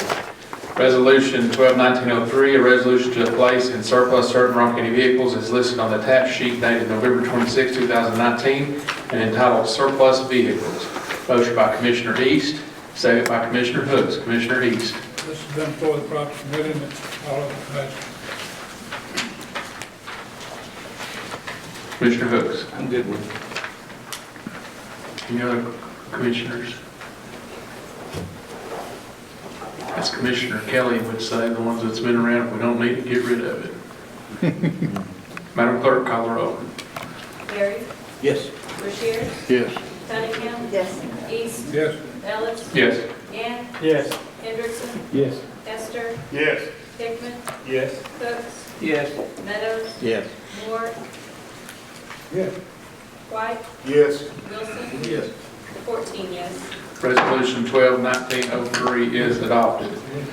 Resolution 12-1904, a resolution asking the legislature to consider school superintendent's positions becoming elected positions. Motion by Commissioner Beshears, second by Commissioner Hendrickson. Commissioner Beshears. Yes, I put this thing in the thing. It's not anything against Ms. McFalls. It's just the idea that when I was running for election in the early voting, talking about swamp over consolidated schools and the appointment of the school superintendent is the reason I put this in, because the majority of the people that I talked to, very few of them wanted anything other than to elect like it used to be. Commissioner Hendrickson. Yeah, I've had many constituents inside my district and out that has expressed, they wish that we would do something such as this, so I'm in support of it. And just to clarify, this voting for this don't mean we're going to have elected director of schools. This is just asking the legislature to look at doing that. Commissioner Meadows. A couple of things. Has this been before our legislative committee? No. Would it not be proper for it to come before the legislative committee before coming here? You want to make that motion? Yes. Commissioner Meadows makes a motion to send resolution 12-1904 to the legislative committee. I'll second. Second by Commissioner Hendrickson. Commissioner Meadows on sending it to the legislative committee. Anything? Now, I just think it needs, if we're going to require everything else go through the committees that they're pertaining to, then we need to do this one as well. Commissioner Hendrickson. Nothing further, I totally agree. Anyone else on sending this resolution to the legislative committee? Well, point of order, Mr. Chairman, where we at, his resolution was on the table. He's asking to move. Send it to. So do we rescind his resolution? No, that would, we would go ahead and move forward. You amended. He made the amendment to send it to the legislative I'll committee, that as an correct? amendment. And Junior seconded it. Okay. Any more questions or comments? Yeah. You good? Okay. A yes vote would send this to the legislative committee for review, then back here. A no vote would be back on the resolution. Madam Clerk. Barry, The amendment? Yes. Rushiers, Yes. Cunningham, Yes. East, Yes. Ellis. Yes. Gann, Yes. Henderson, Yes. Hester, Yes. Hickman, Yes. Cooks, Yes. Meadows, Yes. Moore, Yes. White, Yes. Wilson. Yes. 14 yes. Resolution 12-1904 is sent to the legislative committee. Resolution 12-1905, a resolution amending the general purpose school fund 141 reflecting changes in revenue expenditure estimates for the 2019-2020 fiscal year. Motion by Commissioner Moore, second by Commissioner Meadows. Commissioner Moore. I yield to our county executive, please, for a little clarification. So this did go to the budget committee, and it is recommended by the budget committee. It deals with predominantly two grants that are increasing revenue, $163,000. It's moving a small amount of money around, and then it's putting $128,000, almost $129,000 into some maintenance equipment. So predominantly grants and some movement of no, there's no increase in what would be maintenance of effort of property tax. Mr. Meadows. Yeah, it's just basically clean up resolution. Would that be a good way to put it? Yeah. Nothing else. Any other questions or comments from the other commissioners? Madam Clerk, call the roll. Barry, Yes. Rushiers, Yes. Cunningham. Yes. East, Yes. Ellis. Yes. Gann, Yes. Henderson, Yes. Hester, Yes. Hickman, Yes. Cooks, Yes. Meadows, Yes. Moore, Yes. Yes. Wilson, Yes. 14 yes. Resolution 12-1905 is adopted. Resolution 12-1906, a resolution establishing the committee of the Roane County Commission for the period of January 1st, 2020 to December 31st, 2020. Motion by Commissioner Hendrickson, second by Commissioner Moore. I want to, right quick, I want to thank the committee on committees that worked hard. I think it's Commissioner Meadows, Commissioner Hendrickson, Commissioner White, Commissioner East, I believe, and Commissioner Hooks. If I left anybody out. If you're not served on the committee on committees, you know that could be a pretty daunting task trying to get everybody where they need to be. I appreciate the committee's work. Commissioner Moore. Commissioner Hendrickson. Just appreciate the I'll tell you hard how- work we put into it. I'll tell you how well I like it whenever I see the committee list, how many they got me on. Any other questions or comments? This is my first time serving on the committee, and I can assure everyone there's a whole lot of time and effort put in. Mainly put people, have everybody represented where they want to be and when they're in where they, their length, their strengths lie. So I'm very satisfied with the outcome. Any more questions or comments? Madam Clerk, call the roll. Barry, Yes. Rushiers, Yes. Cunningham, Yes. East, Yes. Ellis. Yes. Gann, Yes. Anderson, Yes. Hester, Yes. Hickman, Yes. Hooks, Yes. Meadows, Yes. Moore, Yes. White, Yes. Wilson, Yes. 14 yes. Resolution 12-1906 is adopted. Resolution 12-1907, a resolution encouraging the support of legislation which directs TennCare to reimburse ground ambulance providers at a rate not less than the current Medicare fee schedule, adding funding to the 2021 state budget. Commissioner Moore, Commissioner, second by Commissioner Wilson. Dudley's got my names mixed up, so it's hard to say. Go ahead, Mr. Moore. County Vic. Yeah, so Tim Sutter's here, he's our ambulance director. I think this is one we pass every year, is this a similar one we pass every year? We're basically trying to get the highest rates we can from Medicare through the TennCare program. And let me go first, Mr. Sugar. We really struggle with our reimbursement from TennCare. It's very, very low. We receive about, depending on emergency or non-emergency status, anywhere from $116 to $163 for each of those transports.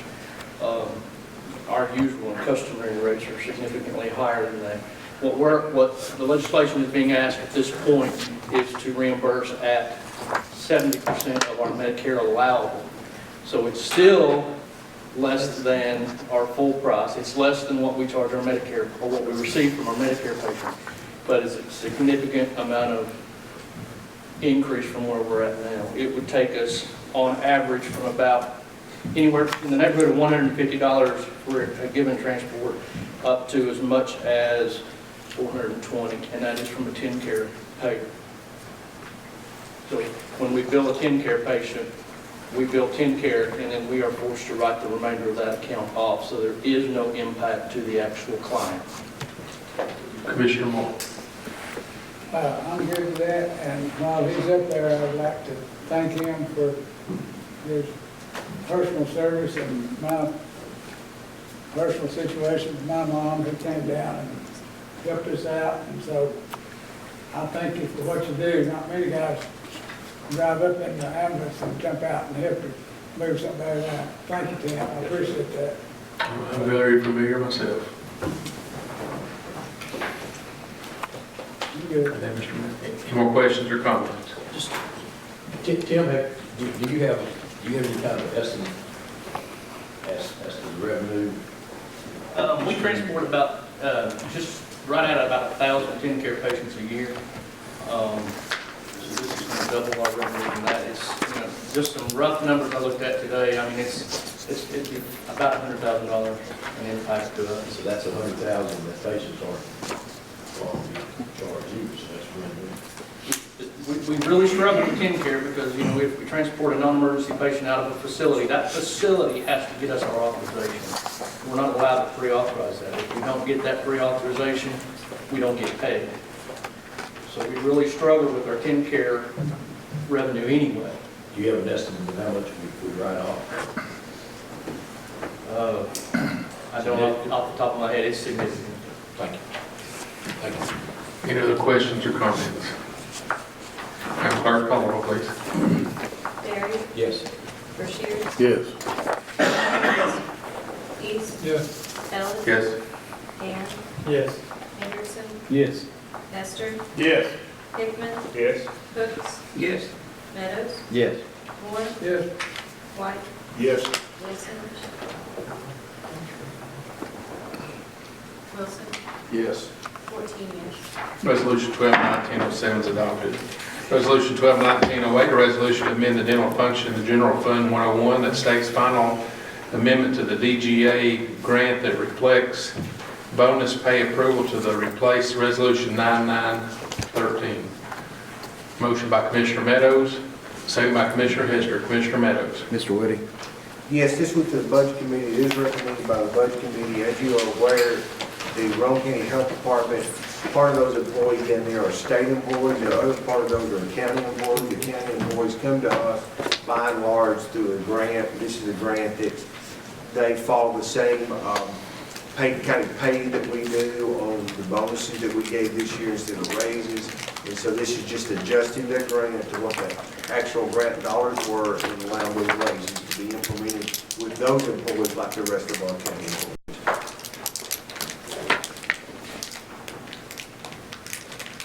Any more questions or comments? Madam Clerk, call the roll. Terry? Yes. Rushier? Yes. Cunningham? Yes. Evans? Yes. Gann? Yes. Henderson? Yes. Nestor? Yes. Hickman? Yes. Hooks? Yes. Meadows? Yes. Moore? Yes. White? Yes. Wilson? Yes.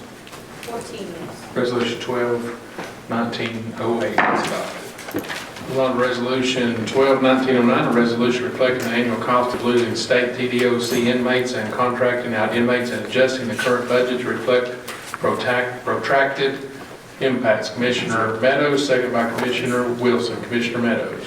This is something that was studied by the Budget Committee, and it reflects the cost of transferring the inmates out. But I would also, first, I'd like to substitute resolution that was on our desk. That's Resolution 12-9-09 for this resolution. And for that, I'll go with Ms. Cook or Mr. Woody for further explanation. I guess once we get a second. I got a second already by Commissioner Wilson. Would you take this substitute resolution with your second? Yes. So we're substituting, if you pull out your paper that Ms. Cook handed out to us, Resolution 12-1909 substitute will be on the, so we're looking at this one instead of the one that was already on there. Everybody got it? It's the first one.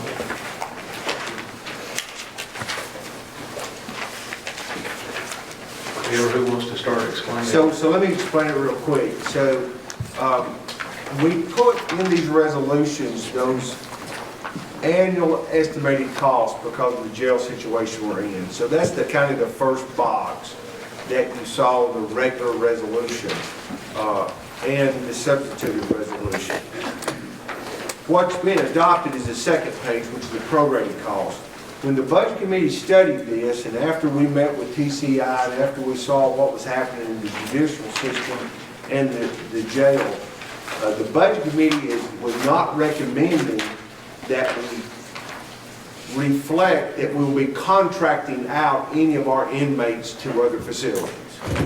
So that's what it amounted to. We showed the cost as if, one, we lost all TDOC inmates, and we have to contract our inmates to other county facilities.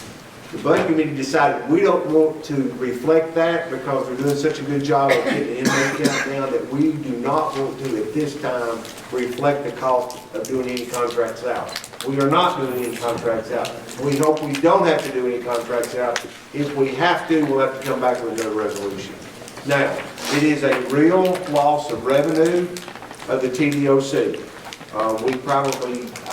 We have 10 or 12 TDOC today. They fluctuate. 19. We had 19. We were up as high as probably 50. 70. So that is a real loss of revenue. We will lose $400,000 of our revenue.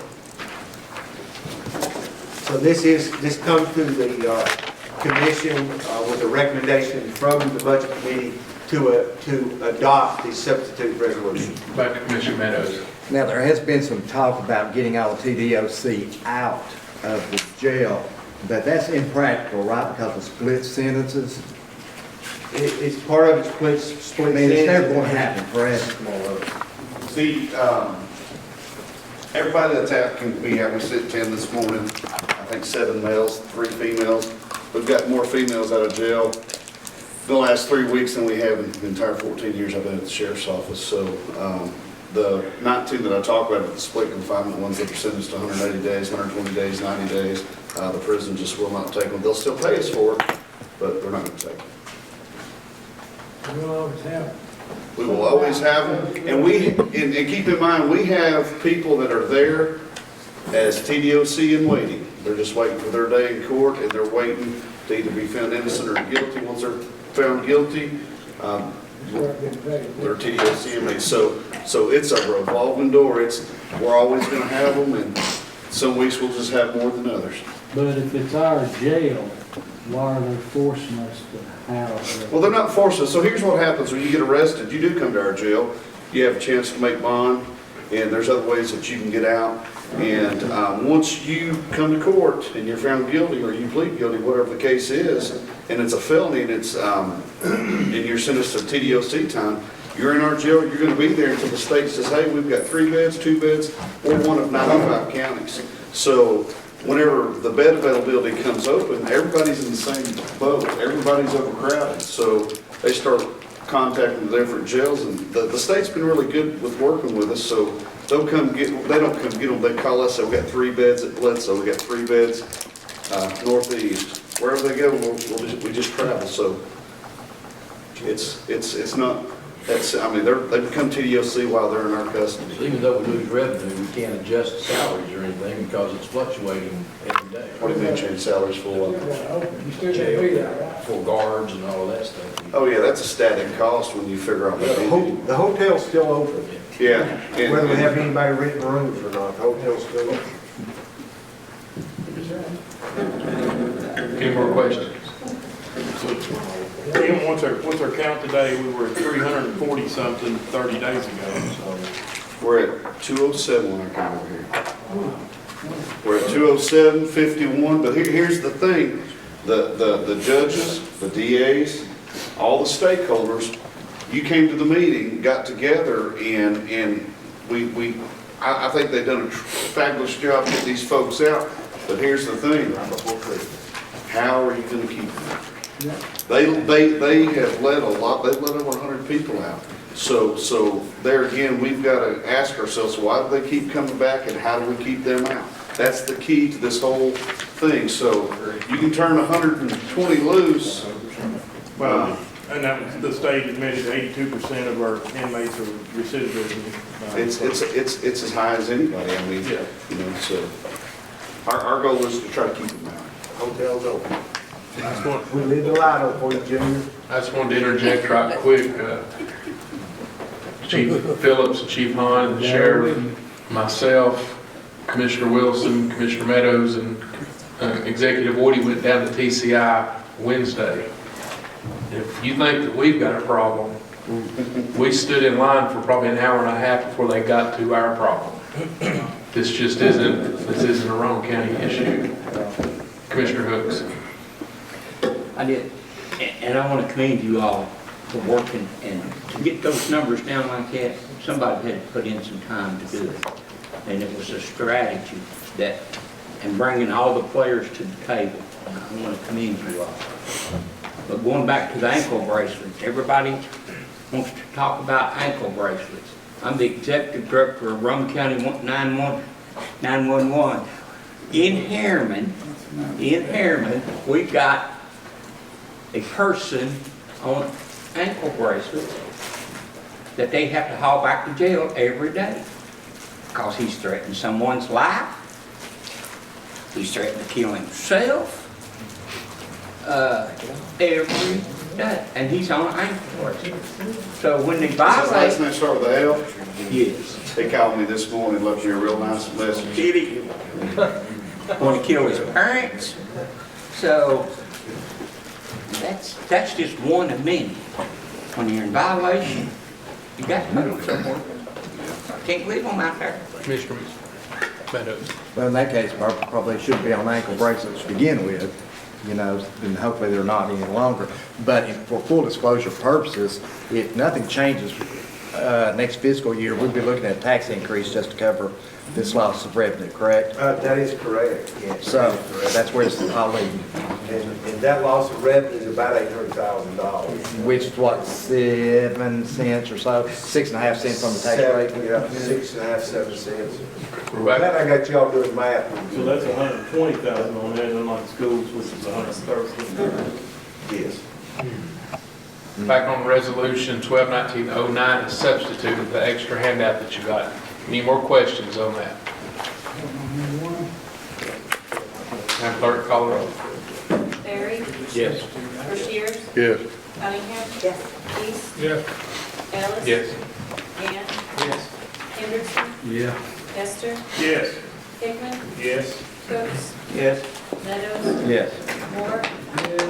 White? Yes. Wilson? Yes. 14 yes. Resolution 12-1909 substituted is adopted. Resolution 12-1910, a resolution to appropriate the General Fund 101, the function of pre-trial diversion release. Motion by Commissioner Meadows. Second by Commissioner Hester. Commissioner Meadows. This came from, let's see, let me make sure I'm looking at this right. The Jail Ad Hoc Committee, Substitution. and we need to substitute again. So go back to your, Resolution 12-19-10 for resolution, the other, go back to your pile, Resolution 12-1910 substituted. right. Be the second one in your packet. And the only thing you got, I'm sorry. Go ahead, Mr. Moore. Darrell, I was thinking that we went 2 and 2 on that committee. We didn't make a decision. Remember, Mr. Bell changed his vote. Did he change it? He changed his vote. Okay. Back to the That's what sub, I remember, right? Yes. back to the substituted 12-1910, Mr. Meadows. Okay, this came from the Jail Alternative Committee. I think Chief Deputy Phillips just said it very well. How are we going to keep them out? You know, we could go ahead and build beds all we want, and fill them up all day long. One thing that we looked at, and we had Anderson County came in and talked to us about their pre-trial supervision program, and we are recommending that we adopt this.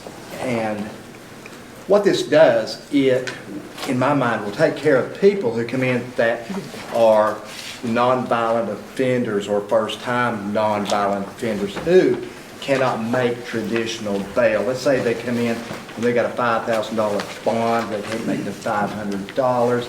They're no real threat to society, yet we keep them 30, 60, 90 days over there until their case is adjudicated. In this case, we could set up a program that would allow them to get back out, get back into society, get back to their job and whatever it is they're doing, yet keep tabs on them in the meantime.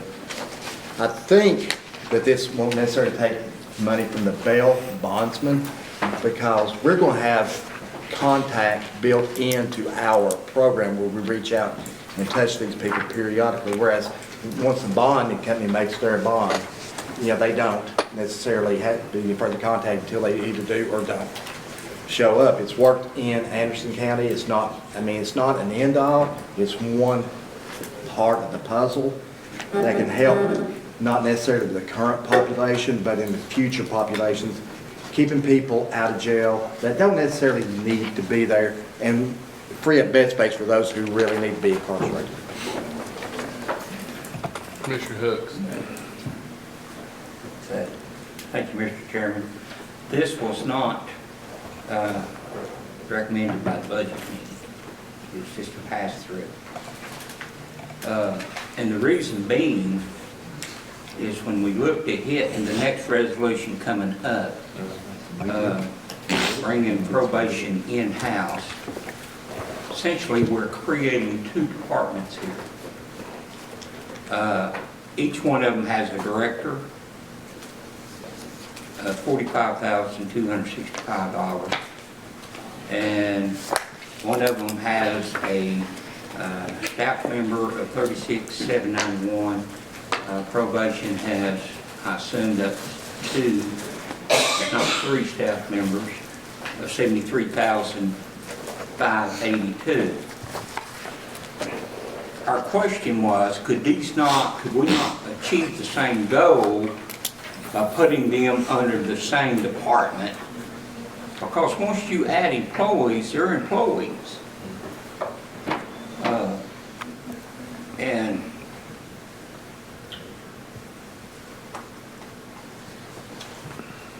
the question came up, could you legally do that? Do you know any reason that we could not put both of those under the same department? No, but I've not had an opportunity to look at it.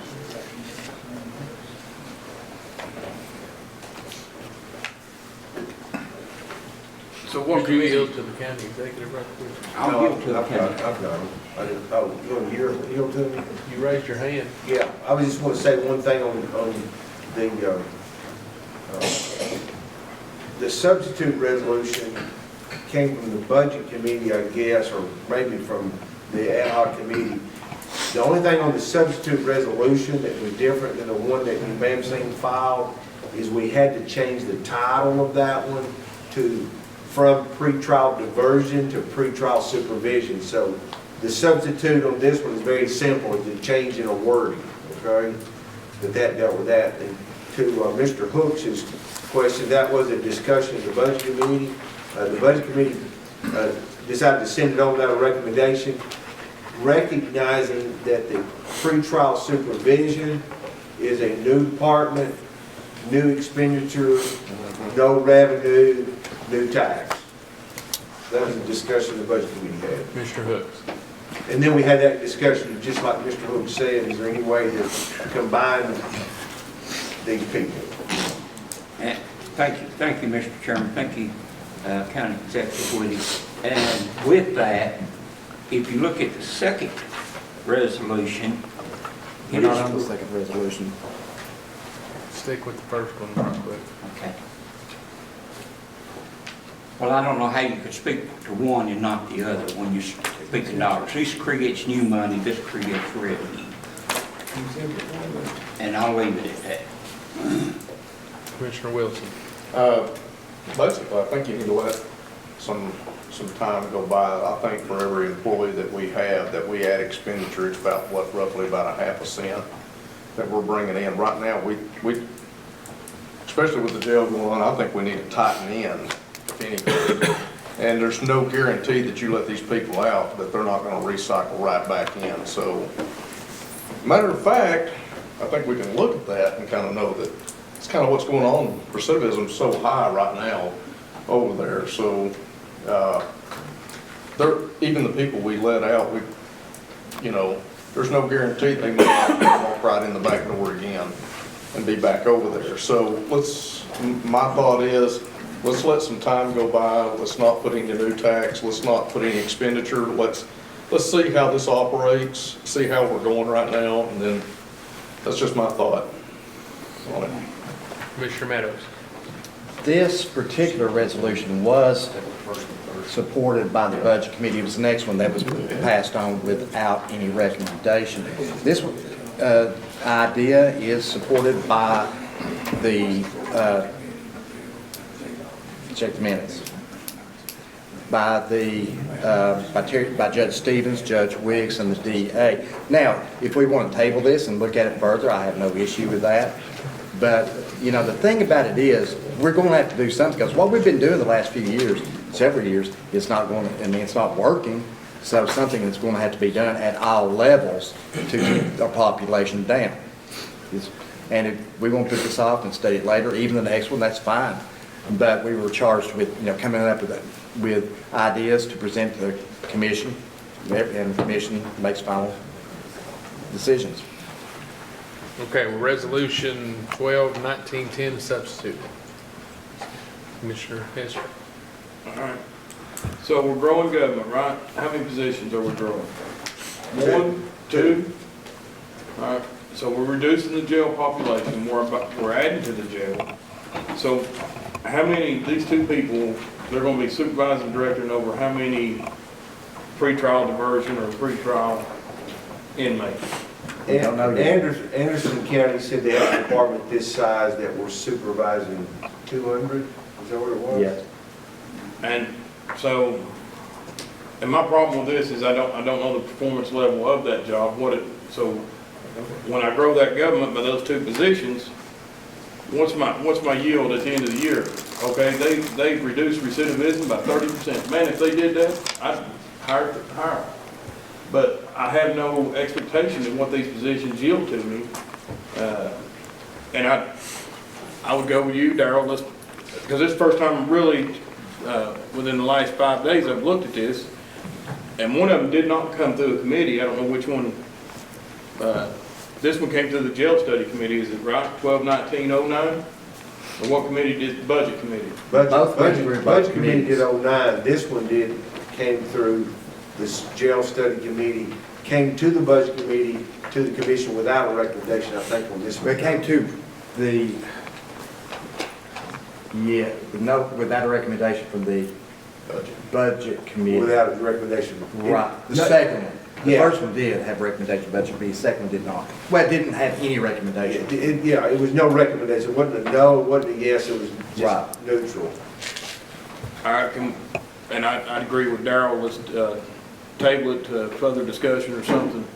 We'll send it back to Mr. Chairman, at this time, I'd like to make an amendment to table. Would you like to Make a motion to. you make a motion on this one and the next one, or just this one? I would say both. So Mr. Hester's motion is to send 12/19/10 and 12/19/11 back to the jail ad hoc study committee. Okay, that's what it is. I'll second, I'm good. Second by Commissioner Meadows. Any other discussion, Mr. Hester? No, sir. Commissioner Meadows? Nothing. Any other discussion? No discussion. Madam Clerk, call the roll. Terry? Yes. Rushier? Yes. Cunningham? Yes. East? Yes. Ellis? Yes. Gann? Yes. Hendrickson? Yes. Esther? Yes. Hickman? Yes. Coates? Yes. Meadows? Yes. Moore? Send it back to committee.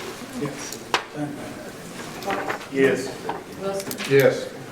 14 yes. Resolution 12/19/10 and 12/19/11 is sent back to the jail alternative ad hoc committee. Mr. Chairman, may I be invited to the next jail ad hoc committee meeting that you have? Yeah, it's going to be a week from tonight, 5:30 here. And also in attendance will be the magistrates to talk about what they do and what they. So 16 December. 5:30. 16. Okay. And that's for everyone who wants to. This is in this room? Be in No, this room? it's in the other. Okay, okay, thanks. Resolution 12/19/12, resolution to appropriate the ambulance fund 118, the deductible cost of $25,000 from Nova Casualty Company.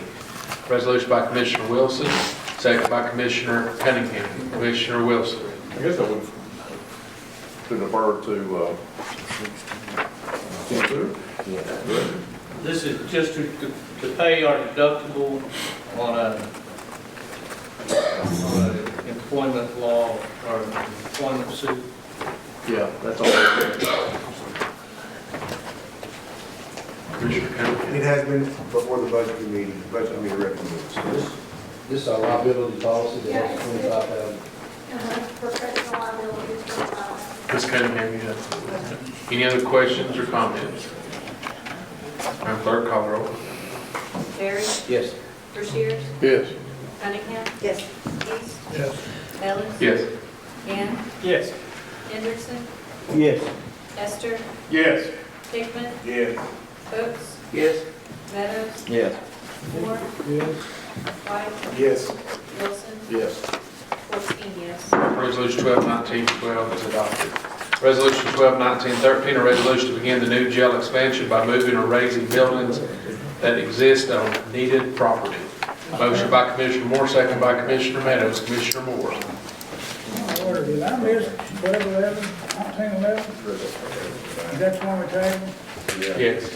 Madam, I was talking about it. So you got a motion on the last one. Yeah, I'm good. Would you like to address the last one? Mr. Meadows. I actually was asking a question, but I didn't ask it. Mr. Chairman, may I withdraw this resolution at this time? County Executive would like to withdraw resolution 12/19/13 with no objection. We want to wish everyone a Merry Christmas. This will be our last full meeting.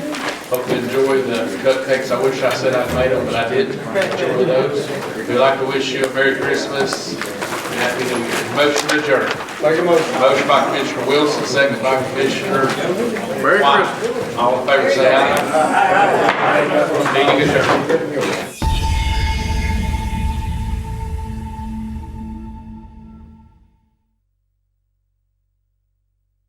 Good evening, ladies and gentlemen, and welcome to the Rockwood Christmas Parade, sponsored by the Rockwood Civitan Group.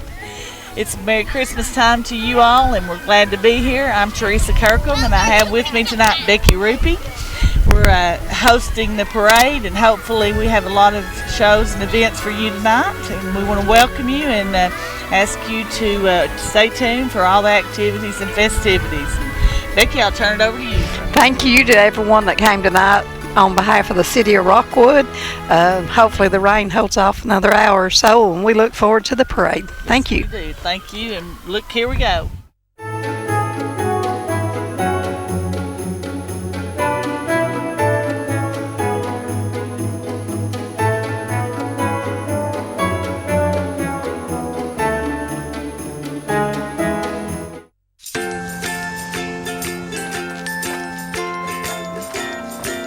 All right, crew, let's get started. All right.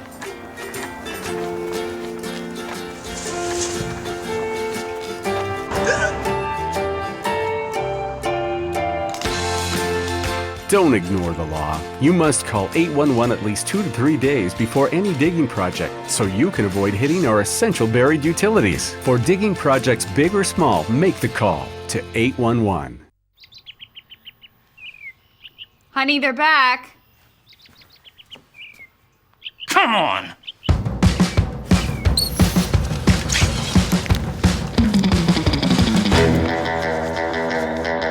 No!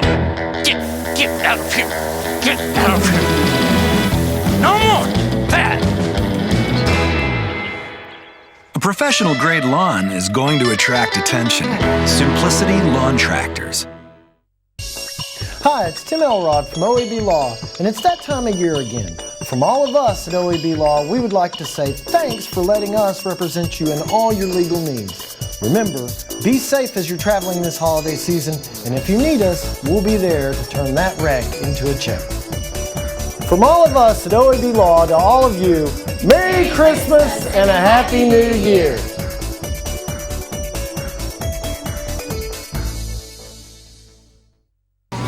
Here is Helen Hammer. Thank you, Mr. Walker. A lot of years have passed since that TV ad. Hammer stores are still offering up-to-the-minute fashions for men and women, famous label outdoor wear and boots, area rugs, and exciting purchases. All at Hammer's famous low prices. Race on down!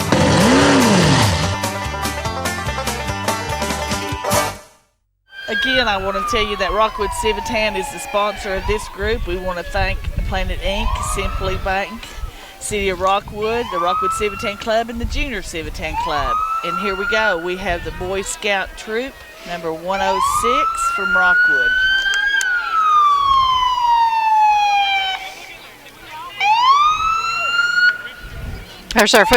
There's our future leaders coming down the street. It is. They know it too. Look at them. They always do a great job. Merry Christmas.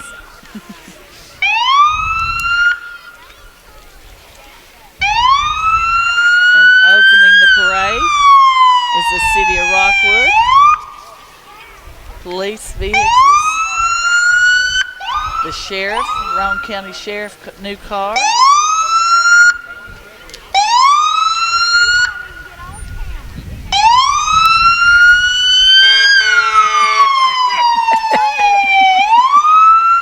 They've got the same colors. I didn't realize that. There's the City of Kingston. Their colors are orange and blue. Yeah.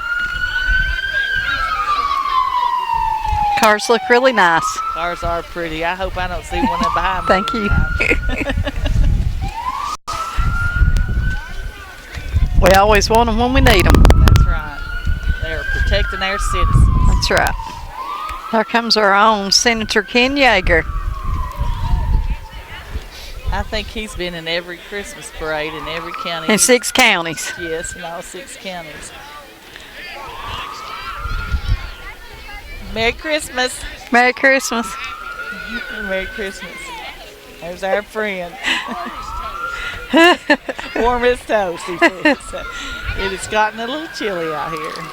The wind's starting to pick up. It is. Oh, here it comes. Is this I think this is the First Christian Church Early Learning Center. Elves at Work? Elves at Work. That's a beautiful float. It is. They did great. They did a great job. That is teachers Kathy Snipes and Sheila Lemons, Santa's Workshop. Here's our road superintendent, Dennis Ferguson.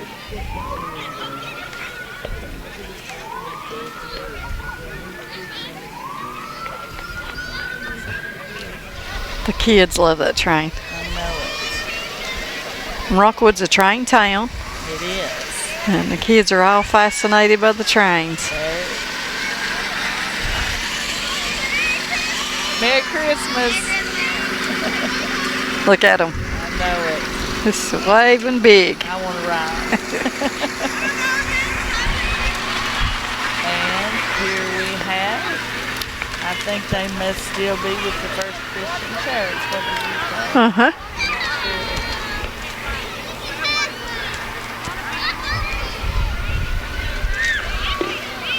I remember when we had parades, it was so cold you couldn't even move. It would be so cold. The wind is chilly tonight. Rockwood High School. Yeah. Merry Christmas.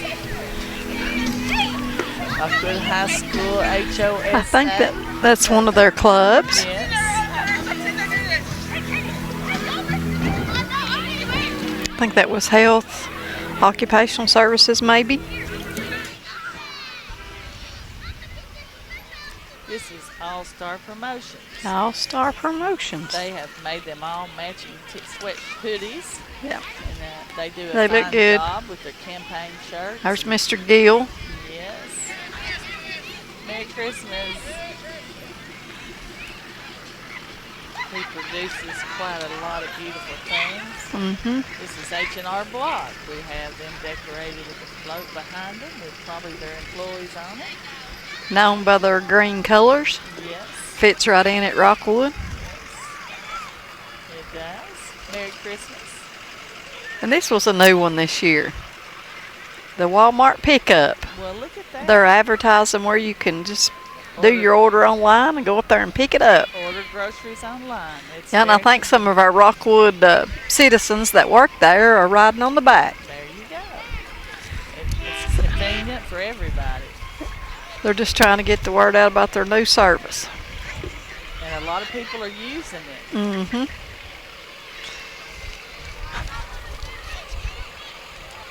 Might save you some money if you didn't go in there and shop more, you know. That's still Walmart.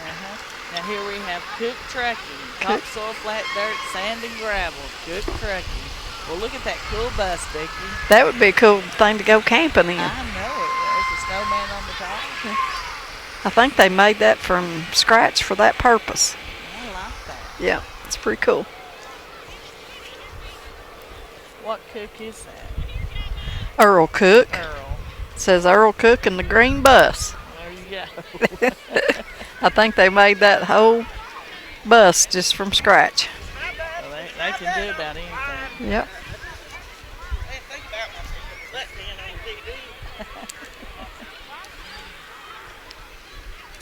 We got some walkers here throwing out candy. We do.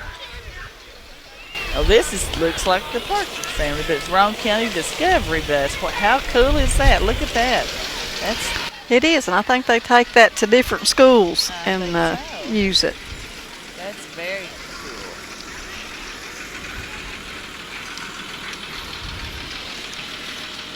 And there's Patterson's Home Appliances. Yes, and their old truck. We're so blessed to have them here, and they do such a good job, and we're glad to have them here in Rockwood. Right, and Don, the founder of Patterson's Home Appliances, passed away maybe a year ago or so. That was a sad loss for the county. He was very active in Roane County. We thank him for all the service he's done over the years. Mr. Mark Patterson was in my leadership class, and we Merry Christmas. traveled a lot of counties this year, and they were really good supporters of leadership in Roane County.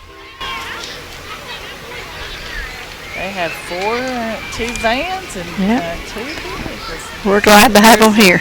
Here's their little car. They run around and fix your appliances in. Merry Christmas.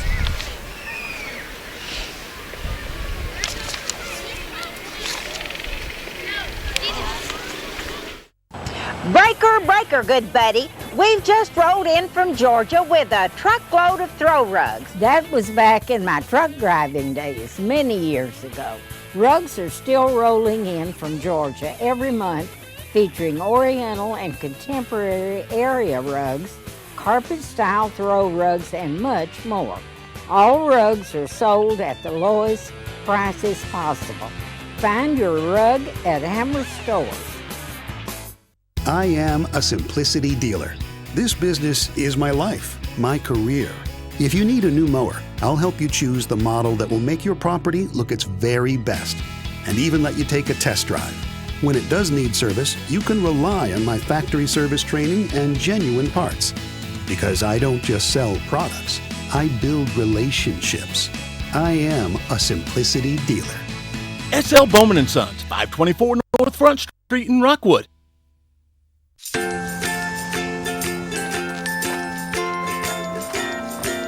All right, crew, let's get started. Sure.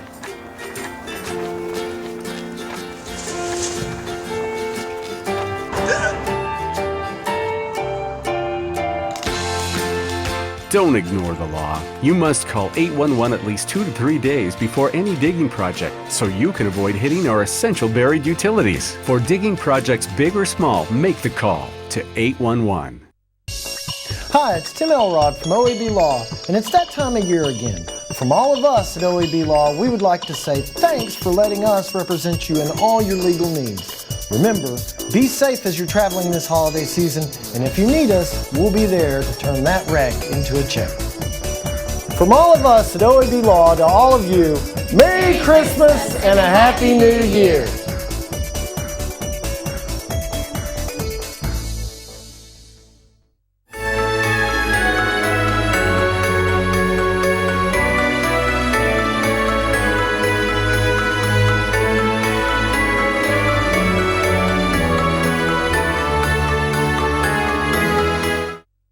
Here comes a parade favorite, Teresa. This riders in the cars is my favorite. Yeah. One of my favorites.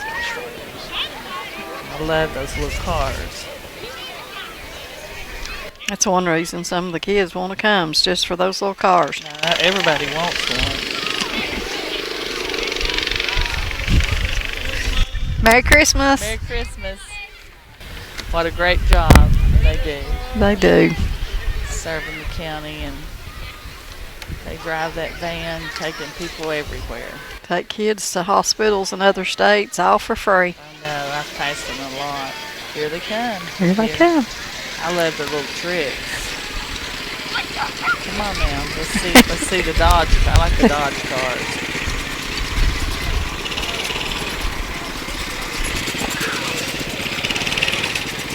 Again, we want to thank our Rockwood Civitan Club.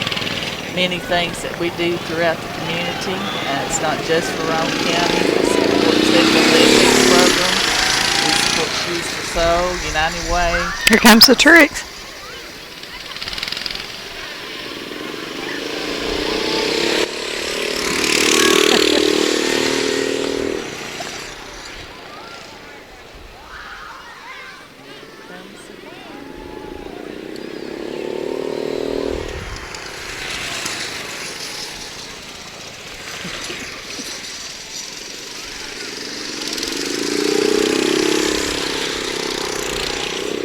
They probably wouldn't let me and you in one of those little cars. We'd be playing dodgeball.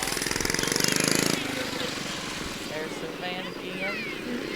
Arabella Rome Shrine Club, Harriman. I think the first one was out of Knoxville, wasn't it? Mm-hmm. It's called the Road Runner. I was going through Midtown one day and saw one of our local citizens in one of these little cars on the main highway, and I won't say who it was. This is what I like to do. I don't know how they do it. I guess they know. I guess they practice. I think they were practicing today. I saw them. That's fun.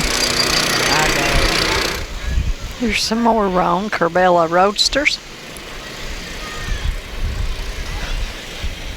Merry Christmas. Merry Christmas. There's their little van, their big van, they haul their little cars. Right. Here comes the John Deere green tractor. I think they were expecting us to sing John Deere green. I think these fellas are from Harriman, from one of the shops up there in Harriman that do repairs on lawnmowers. There's got a zero turn of the John Deere there. Kids are still getting candy off the tree. I can feel it thanks to the Shriners candy. So maybe bad luck. You might have a little time here, Teresa, to thank those sponsors again. I'll go back to the Rockwood Civitan Club and the many things that we do. As a member of that club, I'm very proud of the things we do. And I know you are, Becky. You've been a member there for years yourself. And we want to thank Planet Ink. They are pulling the Civitan float tonight. Simply Bank is a sponsor of it. The City of Rockwood. The Rockwood High School Junior Civitan Club has gotten very active with our club, and the Junior Civitans actually decorated the float and put their own theme on it this year. I think the good thing, Teresa, about our club is may say Rockwood Civitan, but it's Roane County, and there's members from all over the county, and when we come together, we don't see city borders or county borders. We're just there to make a difference in the lives of kids, and I think it's awesome. Well, we brought back Special Olympics to Roane County. Yes. And that's one thing near and dear to my heart that I'm glad we did. This is Rockwood Range Cricket 2019 Gold Bowl champions. Merry Christmas. Look at those little fellas. They were the 2019 Gold Bowl champions. We may have some University of Tennessee football players in That's our future football players. Yes, ma'am. Now we have Rockwood Masonic Lodge 403 and Rockwood Chapter 382 Eastern Stars. That's a great group of people that do a lot for this county. They do a lot of stuff that nobody ever knows about, helping people. That's exactly right. This is Real Estate Professionals. Jacob Cook Realtors. Yes, Jacob Cook, that's a pretty float. Yes, it is. It's got making snow. They've done a lot of work on that. This is Emory Gap Missionary Baptist Church. Their float's beautiful.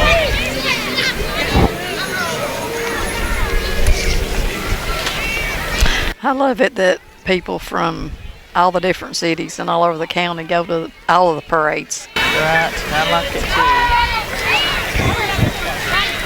That's really pretty. Merry Christmas! Emory Gap, wise men still see kin. That's a beautiful float.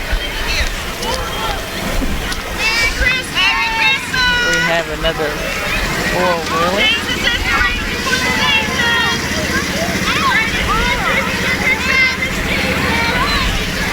I think they've left one. He's trying to catch up. These walkers are getting their steps in tonight. Are they? You don't really realize how far it is till you have to do it. Well, the rain is coming. Everybody's speeding it up a little bit, aren't they? Speeding it up. Our table's getting wet, so. This is love and memory of their daughter, Jennifer Nicole Stillman. How sweet. That's very nice. 1993 to 2006. That's very nice.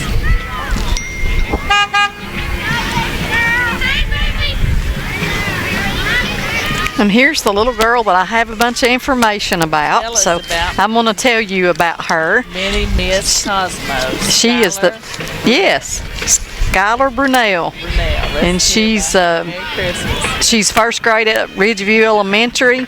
She loves dancing and doing a lot of different things. She's been in a lot of places. She's been in other countries. She has been to Orlando, Florida, and traveled to Jamaica to help crown the international pageant winner. Wow. She's going to New York in February, so that's pretty awesome. Yay. And just to be a first grader. And from Rockwood. We're proud Yes, of her. and she was being driven by Councilman Harold Holloway. There you go. Merry Christmas from American Legion Post 50 in Rockwood. Merry Christmas. They do a lot of They sure good do. for this county. We appreciate them. Here comes the Rockwood High School marching band. There they are. We'll let them speak for themselves. Really.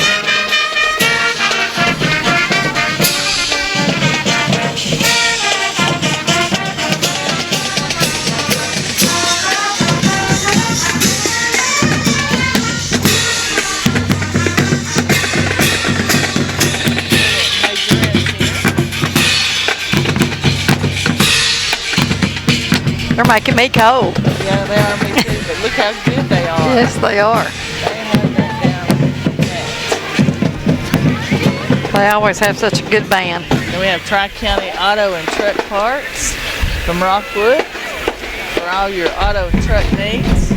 Tri-County Rental. Yeah, they have a great rental business, and we're fortunate to have them here.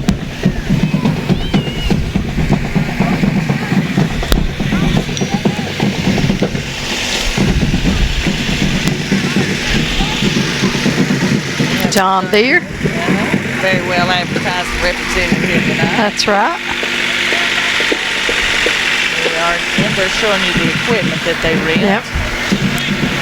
They offer a lot of stuff here that you'd have to go way out of the county to find anywhere else, so that's a great thing. Yes, it is. This is A1 Cleaners. Merry Christmas.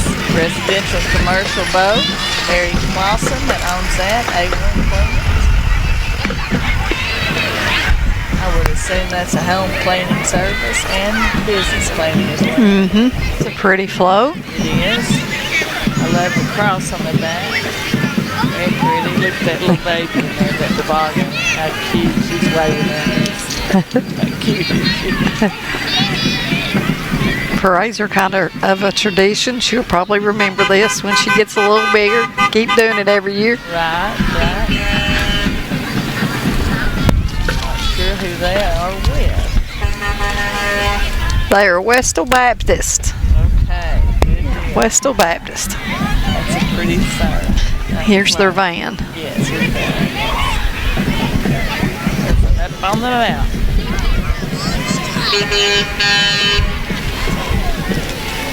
Merry Christmas. They're in where it's dry. That's right, and warm. And warm. Probably got the heater on. No, we're not cold. It's not or wet here, but we're a little wet and the wind's blowing.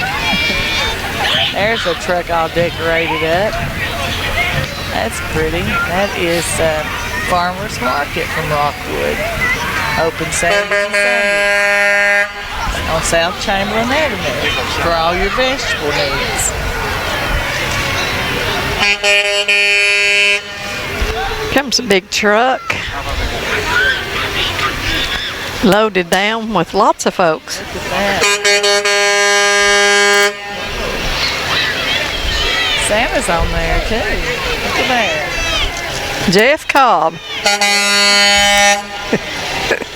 They've been in business for years. Cobb family. Jeff Cobb Trucking. All they do for the county and all their Whites Creek Baptist Church. Creek Baptist Church. What a group of kids. That's good. Look at that. Very good. That's awesome. Santa's right on the back. Mm-hmm. I hope he knows I've been a good girl. We won't get into that. Here we are. It's an old antique car. Oh, that's beautiful. I'd like to know what that is, but some Chevrolet. Me and you will say the wrong thing, so we'll just say it was nice. It's a pretty old car. Got another four-wheeler. Another antique. It's like a stagecoach. Something like that. There's an antique truck. Goodfellas Automotive. Oh no. He's doing a wheelie. He burned a little rubber there, Vic. I don't know if he really meant to do that or if he did that. He was showing what his vehicle Will do.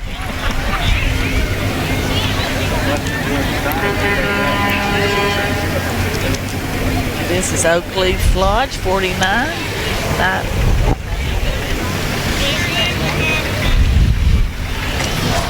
Out of Rockwood. And here's a decorated vehicle. It's a nice looking little car. Yes. That's a pretty one right there. Oh yes, possible younger, I think both of those. Midnight blue. It's very pretty Corvette.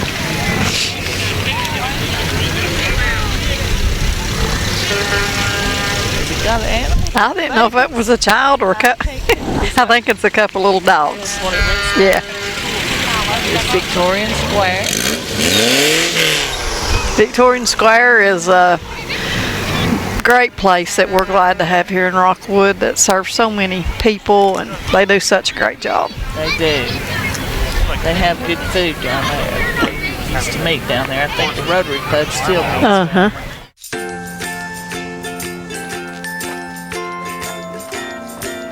All right, crew, let's get started. All right.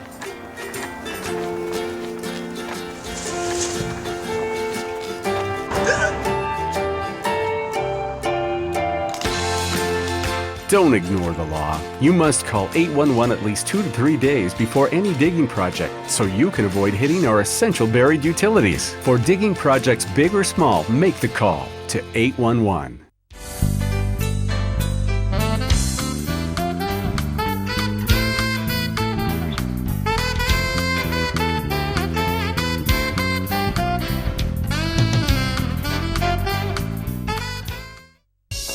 Hi, it's Tim Elrod from OEB Law, and it's that time of year again. From all of us at OEB Law, we would like to say thanks for letting us represent you in all your legal needs. Remember, be safe as you're traveling this holiday season, and if you need us, we'll be there to turn that wreck into a check. From all of us at OEB Law to all of you, Merry Christmas and a Happy New Year!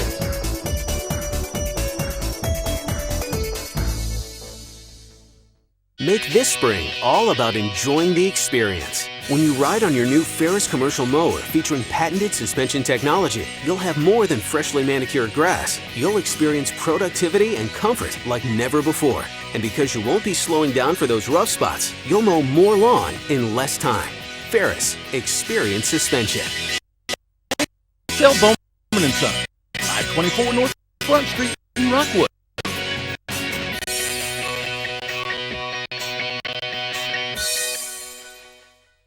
Here we go. This is a boat company. A pontoon boat. Now that's a cool idea right there. Look how decorated that is. That's beautiful. That is awesome. That is Blue Springs. JC Pontoon. How cool. It's Blue Springs Marina. That is nice. Yes, that's very nice. They got a cover over the top of it and they're not getting wet. That's a Tri-Toon. That is beautiful. Suzuki motor. Look at that. That'd be a nice Christmas. Yes, it is. That's beautiful. Here we go. Merry Christmas. Merry Christmas. Kitty Corner. Quality Christian Daycare. Kitty Corner of Rockwood. They serve a lot of kids here in Rockwood. I think actually some people drive from other places and bring their children here.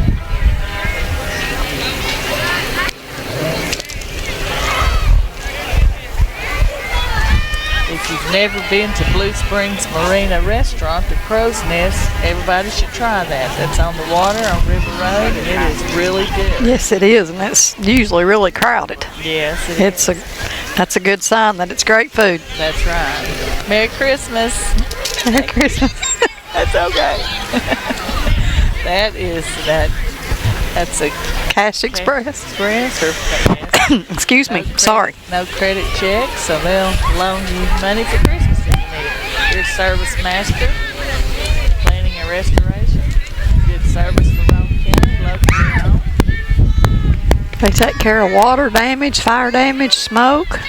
They're good at it. Yes, they are.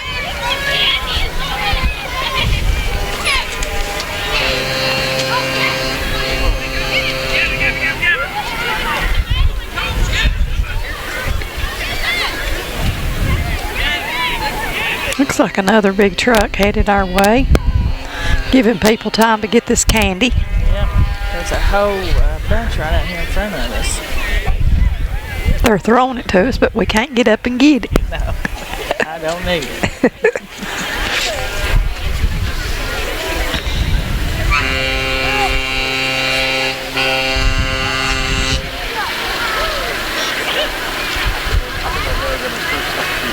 They put some work into this vehicle. Again, while we're waiting on the traffic to catch up, we want to thank our Rockwood Civitan Club for sponsoring the parade and for all that we do for this county and the many ways that we try to help kids with the backpack program.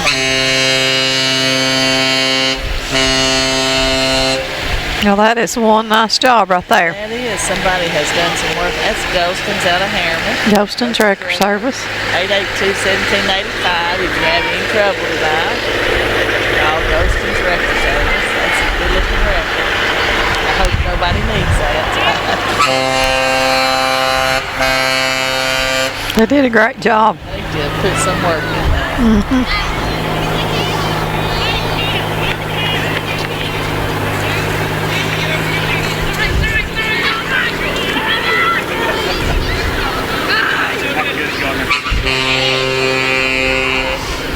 You know, our street guys the next day after the parade have a little job trying to clean it all up. I know it. You'd think these kids, as active as they are, they wouldn't miss a piece of candy. And some parades have stopped the candy, and I understand that, but we just haven't got to that yet because that's just so much of the excitement. That's the fun part of it. Yeah. So, the Rockwood Community Baptist Church. They've been pretty active in the community, Teresa. They came and took part in the Field of Screams at Halloween, and they've done some other things like at the tennis courts and the basketball goals here in town for the kids, so they've been pretty active here. Well, we sure appreciate all the work they do. Rockwood Community Baptist Church, their slogan says, "Together in unity." A bunch of young folks on the back. Merry Christmas! Merry Christmas! Merry Christmas.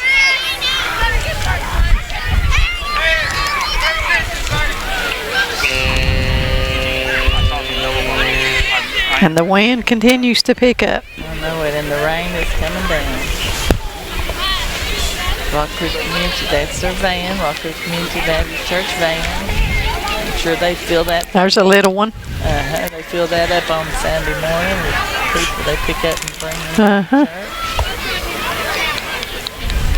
There's Superman. Well, if it's not. Superman gets around. He was at the lighting of the tree. Yes, he does. I like his cape. He's getting a photo op. He always gets a few photo ops. Superman. Now we need Wonder Woman to go with him. Merry Christmas.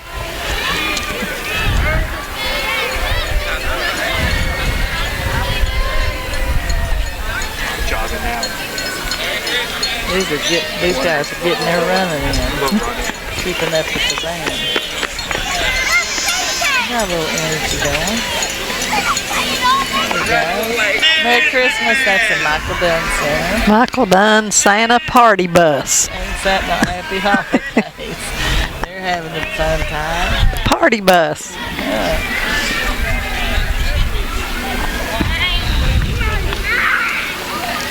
We debated on the weather, whether or not we should cancel or have it, but sometimes if you reschedule something, it cuts down on people that are able to come, so hopefully we'll get out of here before too much rain comes down. I hope so.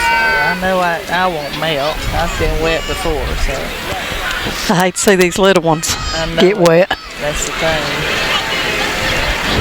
the Rockwood Electric Utility. Rockwood Electric. All of their lighting things on the back. Who we appreciate very much. Merry Christmas.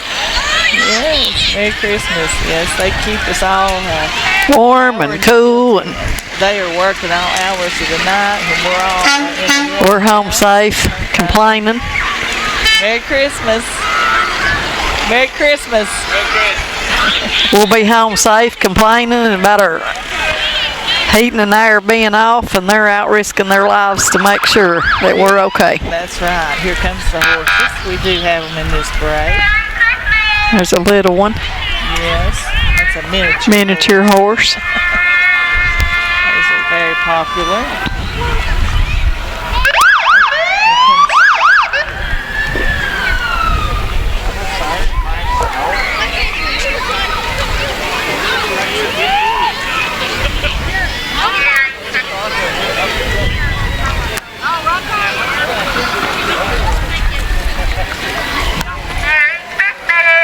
Out heard on the loudspeaker. Merry Christmas.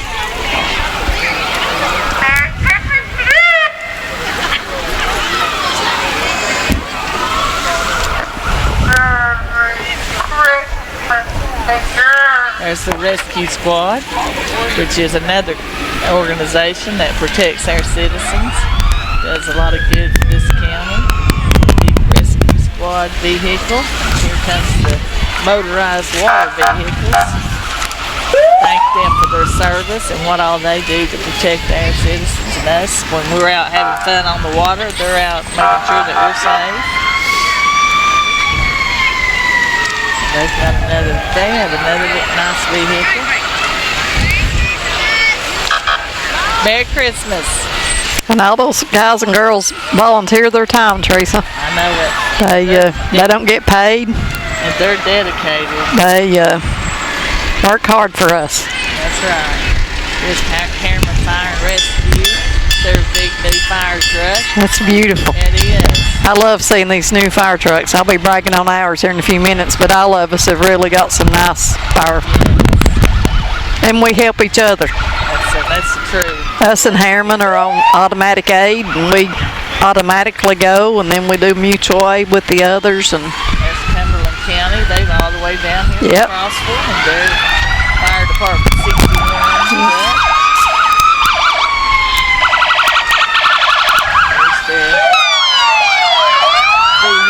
Cumberland County Fire Department 62.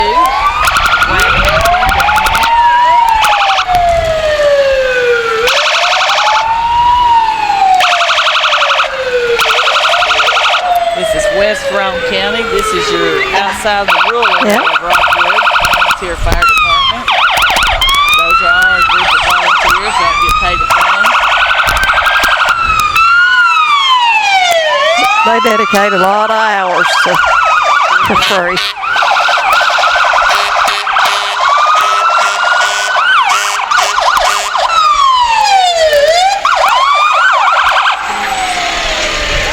These kids love those sirens. I know it.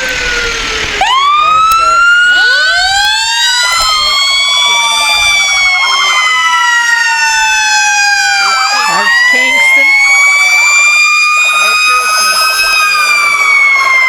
Kingston's ladder truck number 1. Yes, that's a pretty truck. Beautiful. We hope nobody ever has to see that in their yard. That's right.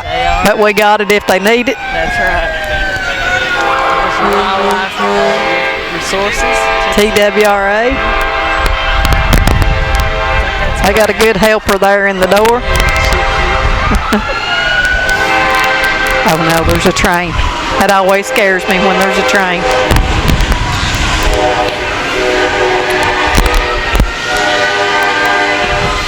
Another Rockwood Fire Department truck. We try to coordinate with the railroad during this, but something always seems to let one come through, and it scares us to death. There's another Rockwood truck. That's a nice truck. Is that the newest? No, that's the one we got 4 years ago. Yeah. Engine number 3. And then this is the new one, that one that just tickles us to death. Look at those halogen headlights. Beautiful. It is. They use this truck in some of their shows in other places. Merry Christmas. We got it one day and had to send it to Gatlinburg like the next day to be in a show. So it's beautiful. And there's Sparky on the back.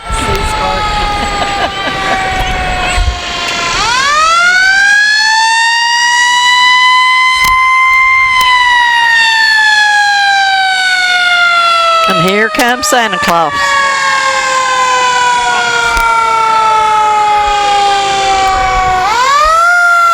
It's what everybody's been waiting for.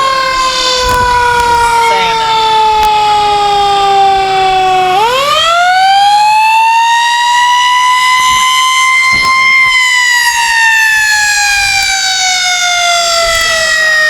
There they are. There's Santa Claus.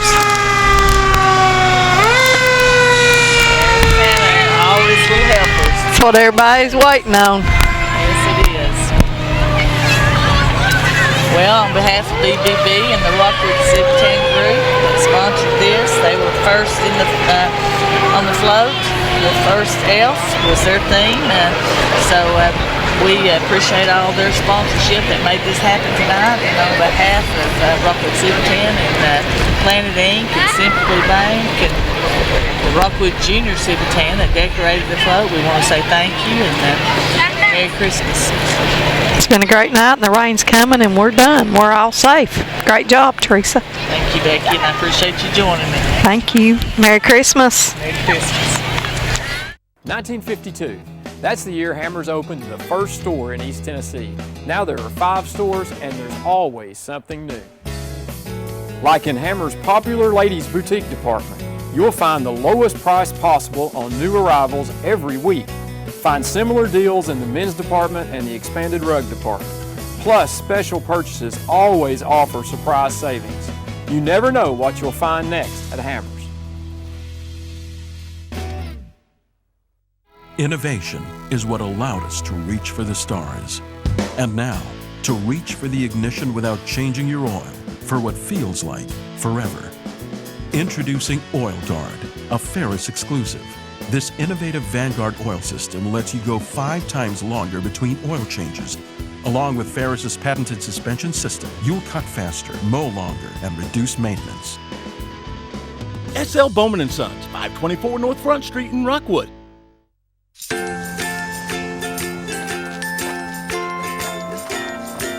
All right, crew, let's get started. All right.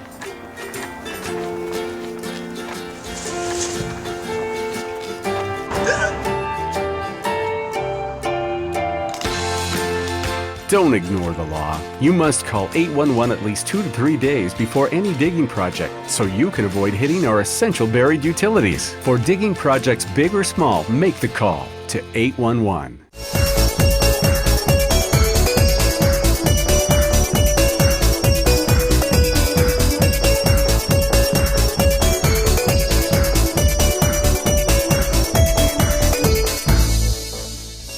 Hi, it's Tim Elrod from OEB Law, and it's that time of year again. From all of us at OEB Law, we would like to say thanks for letting us represent you in all your legal needs. Remember, be safe as you're traveling this holiday season, and if you need us, we'll be there to turn that wreck into a check. From all of us at OEB Law to all of you, Merry Christmas and a Happy New Year!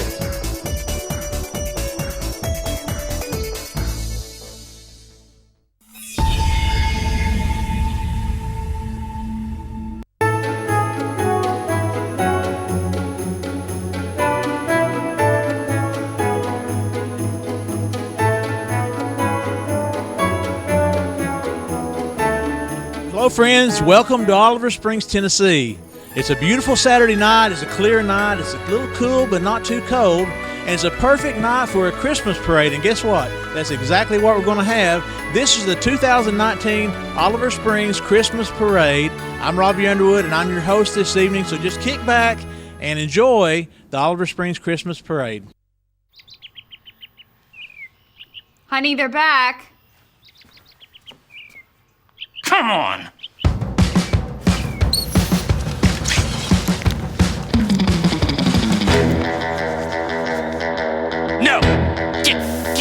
Get out of here.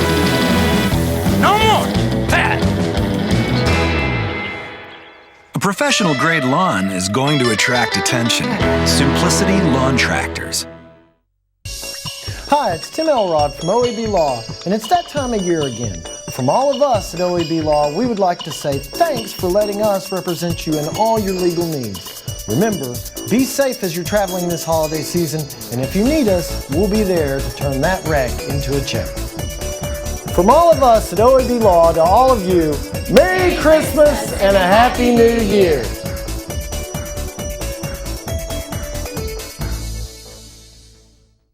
(1952). That's the year Hammers opened the first store in East Tennessee. Now there are 5 stores and there's always something new. Like in Hammers' popular ladies boutique department, you'll find the lowest price possible on new arrivals every week.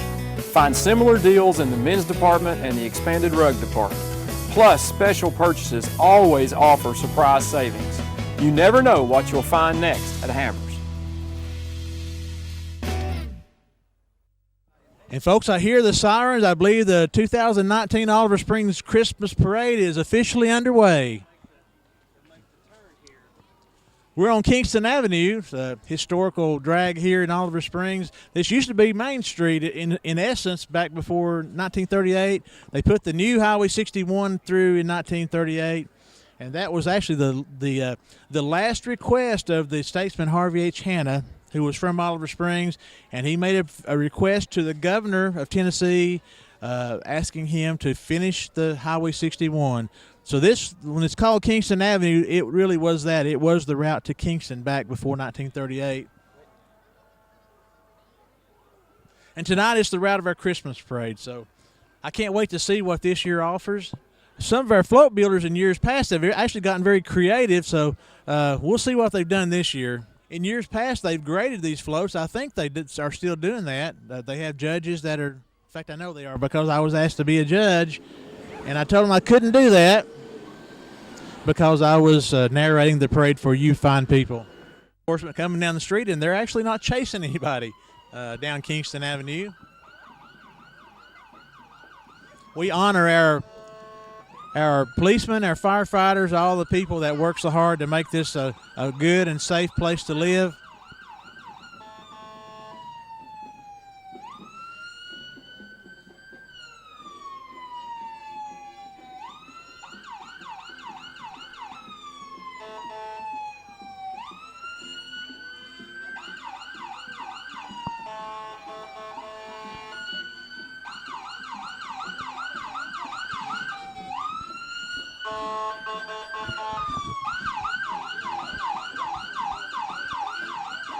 Merry Christmas. The Oliver Springs High School Marching Band.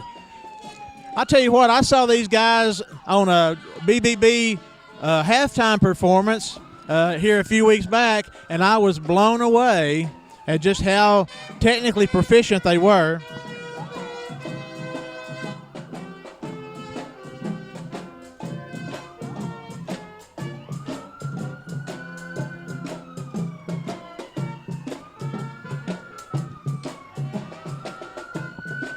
What a fine and talented group of young people those are. Let's see, what have we here? Oh, this is the DAV, our local chapter of the Disabled Veterans.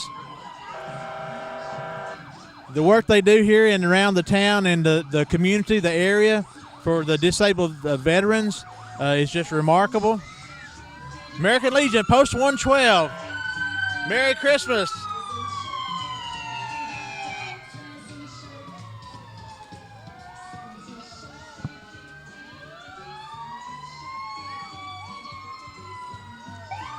It's always a tradition in the Oliver Springs parades. The folks throw out candy.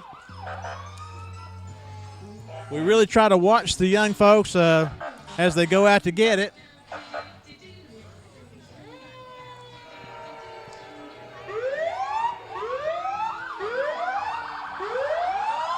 Senator Ken Yeager, Merry Christmas.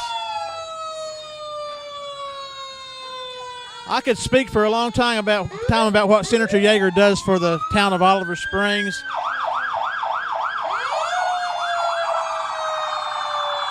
Oliver Springs Fire Department.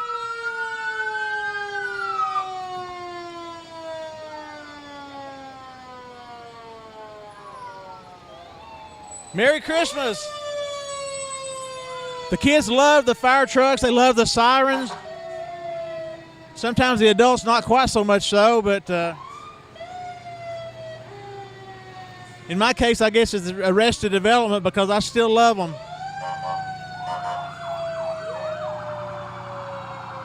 Blair Fire Department. I know most of those fine folks. It's what a good bunch of people they are. It's a volunteer group. They actually serve the area that I live, where I live.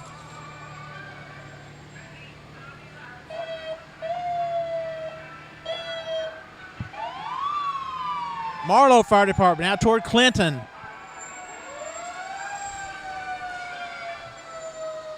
Bunch of fine folks, and I know the fire chief out there very well. And it's a volunteer effort, and what a good job they do. Very highly trained, I should say, by the way. Anderson County Sheriff.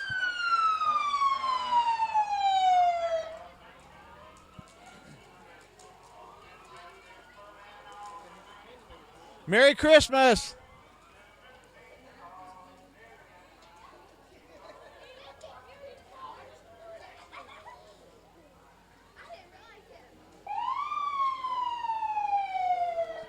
And following close behind is the Roane County Sheriff's Department.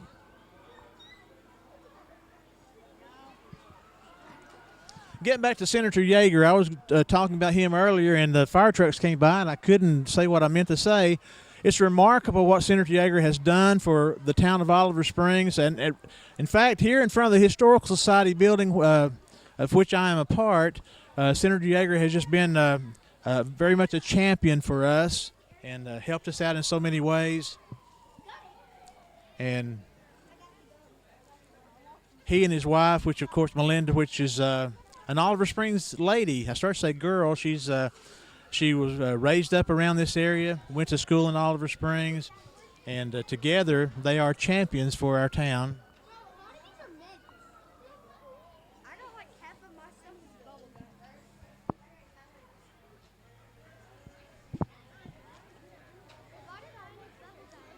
And let's see what we got here.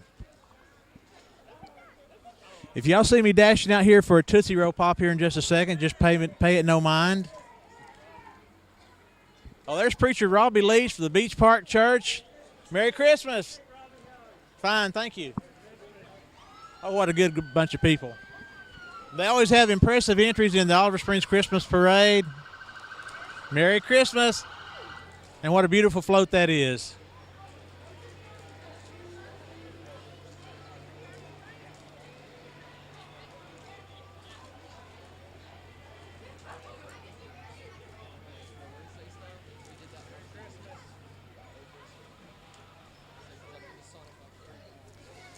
Beach Park Baptist Church historically was on the road as you start to go out of Oliver Springs west toward Harriman and up on the knoll. And several years ago, they actually purchased part of the old shopping center out here and did a remarkable job renovating it. And they have just a fine facility and have a lot of members, too, actually. It's just a real dynamic church. It's a bunch of good people. Little Leaf Baptist, there's Miss Clara. Merry Christmas. Miss Clara, I think, is 99 years old, if I'm not mistaken, and I think she's the oldest member of the Oliver Springs Historical Society. And what a darling person she is. We've actually interviewed her on a couple of occasions, and every time we interview her, we find out so many more things that we didn't know. And the only thing I can say is that I need to get down and interview her and find out what else that she has to say about life in and around Oliver Springs back in the day. Mamie Carmichael organization. This is back in the old days. There was a historically black school run by Mamie Carmichael, who was an educator, longtime educator, and that organization actually, is, in honor of her, they do a lot of really good things for the town, and especially the black community in Oliver Springs and around the area. Merry Christmas! Hi, it's Tim Elrod from OEB Law, and it's that time of year again. From all of us at OEB Law, we would like to say thanks for letting us represent you in all your legal needs. Remember, be safe as you're traveling this holiday season, and if you need us, we'll be there to turn that wreck into a check. From all of us at OEB Law to all of you, Merry Christmas and a Happy New Year!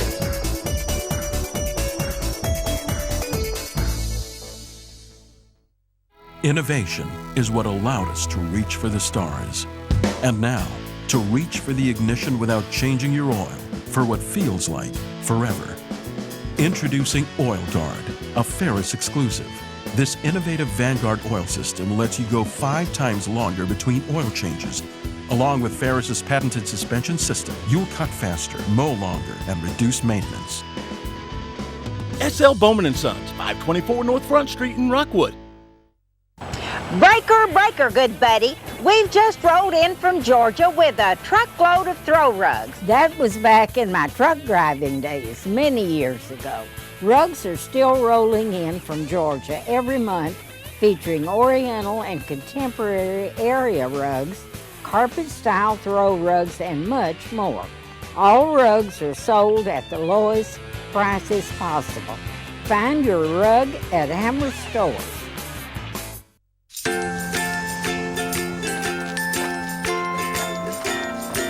All right, crew, let's get started. All right.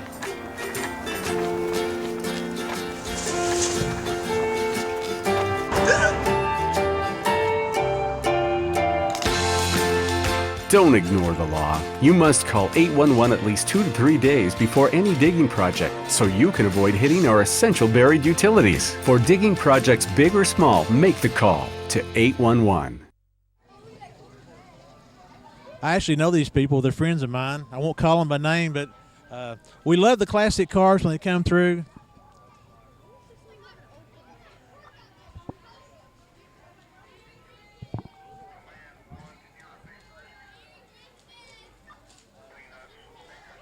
Merry Christmas.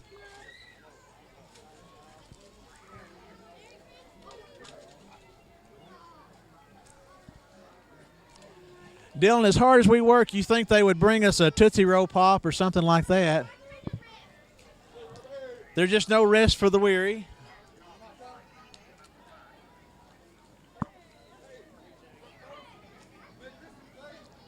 I can't quite make out their flag. I wish I could.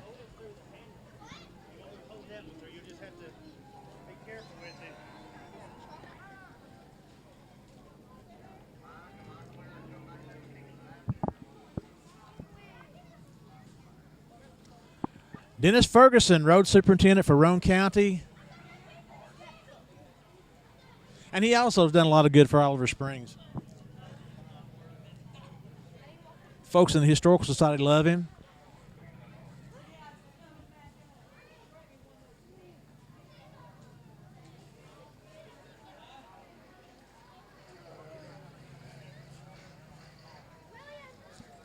I think that's somebody looking for their kid. Oh, yeah, here we go. This is the Oliver Springs Historical Society Model A, 1923 Model A.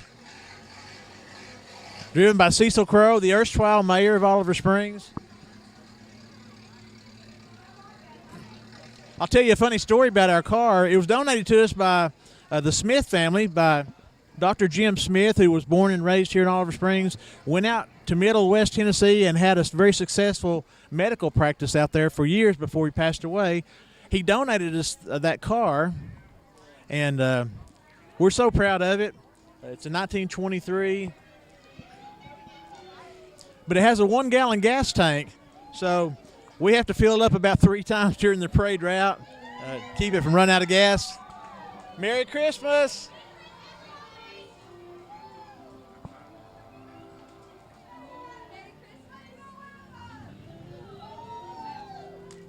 That's the Oliver Springs Church of God, I believe, the Church of God of Prophecy. And I know most of those people too, and what a wonderful group of people they are. I thought I could get Carmen's attention and get some candy, but she didn't see me.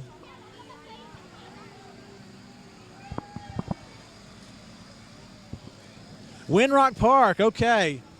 For those of you that might not know, I don't know how you could and live in this area, but just outside, actually it's a little bit in the city limits of Oliver Springs part of it, but there is a many thousand acre off-road park, and people from all over the United States and even the world come to Windrock, and they off-road the four-wheelers, the ATVs, motorcycles. They actually have a downhill slalom run for mountain bikes, the downhill bikes, and we have world caliber riders from all over the world who come here and participate in those races. It's a big, big, big thing, and we in Oliver Springs are just really proud of them.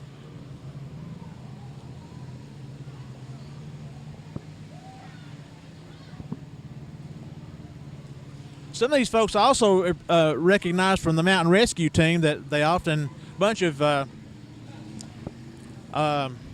EMTs, first responders, people like that, from the fire departments and rescue squads that go up there in the event that somebody has an accident up on the mountain, and there's at various times they have tremendous challenges in extricating some of the folks that just get out of control up there and run off the side of the mountain.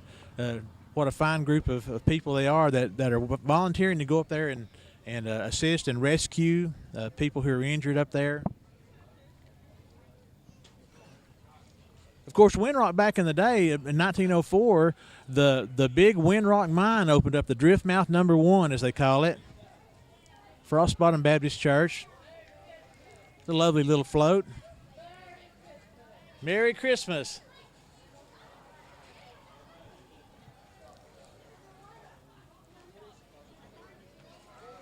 But as I was saying, in 1904, the mine opened up and provided employment opportunities for so many hundreds of people in this area, and operated for many years until ultimately it closed down sometime before the turn of the century.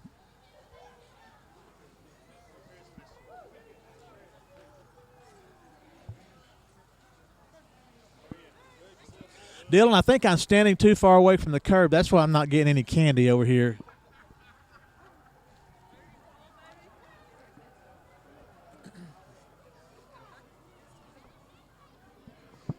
I mentioned earlier we're standing in front of the Oliver Springs Historical Society Museum and Archives. We now have a very vigorous archive effort in place here in Oliver Springs, and I think at last count we had over 100,000 pictures and documents archived.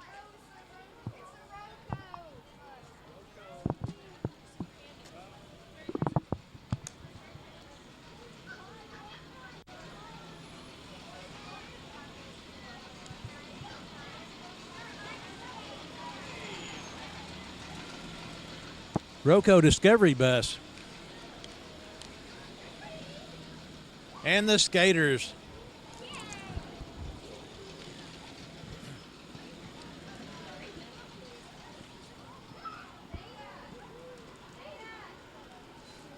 I believe this is Tri-County Roller Arena. That's their float entry, and beautiful float.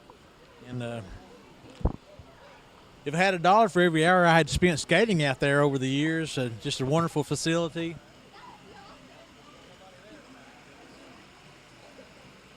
Let's see. Child's Memorial Baptist Church. Merry Christmas.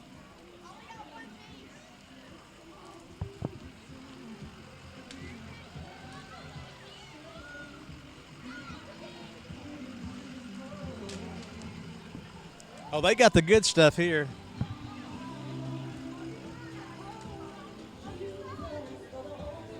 Oh, a multilingual, if I said that right, a multilingual Christmas. Feliz Navidad. Some of the churches in the area have some of the most beautiful floats, and they obviously put such a lot of effort into it. And that's not one of those throw some straw bales at a trailer and call it a float. That's a real float there, and it's beautiful. We appreciate them. Batley Baptist Church. Oh, now look here. This is have a steam locomotive, looks like, coming. The city of Oliver Springs.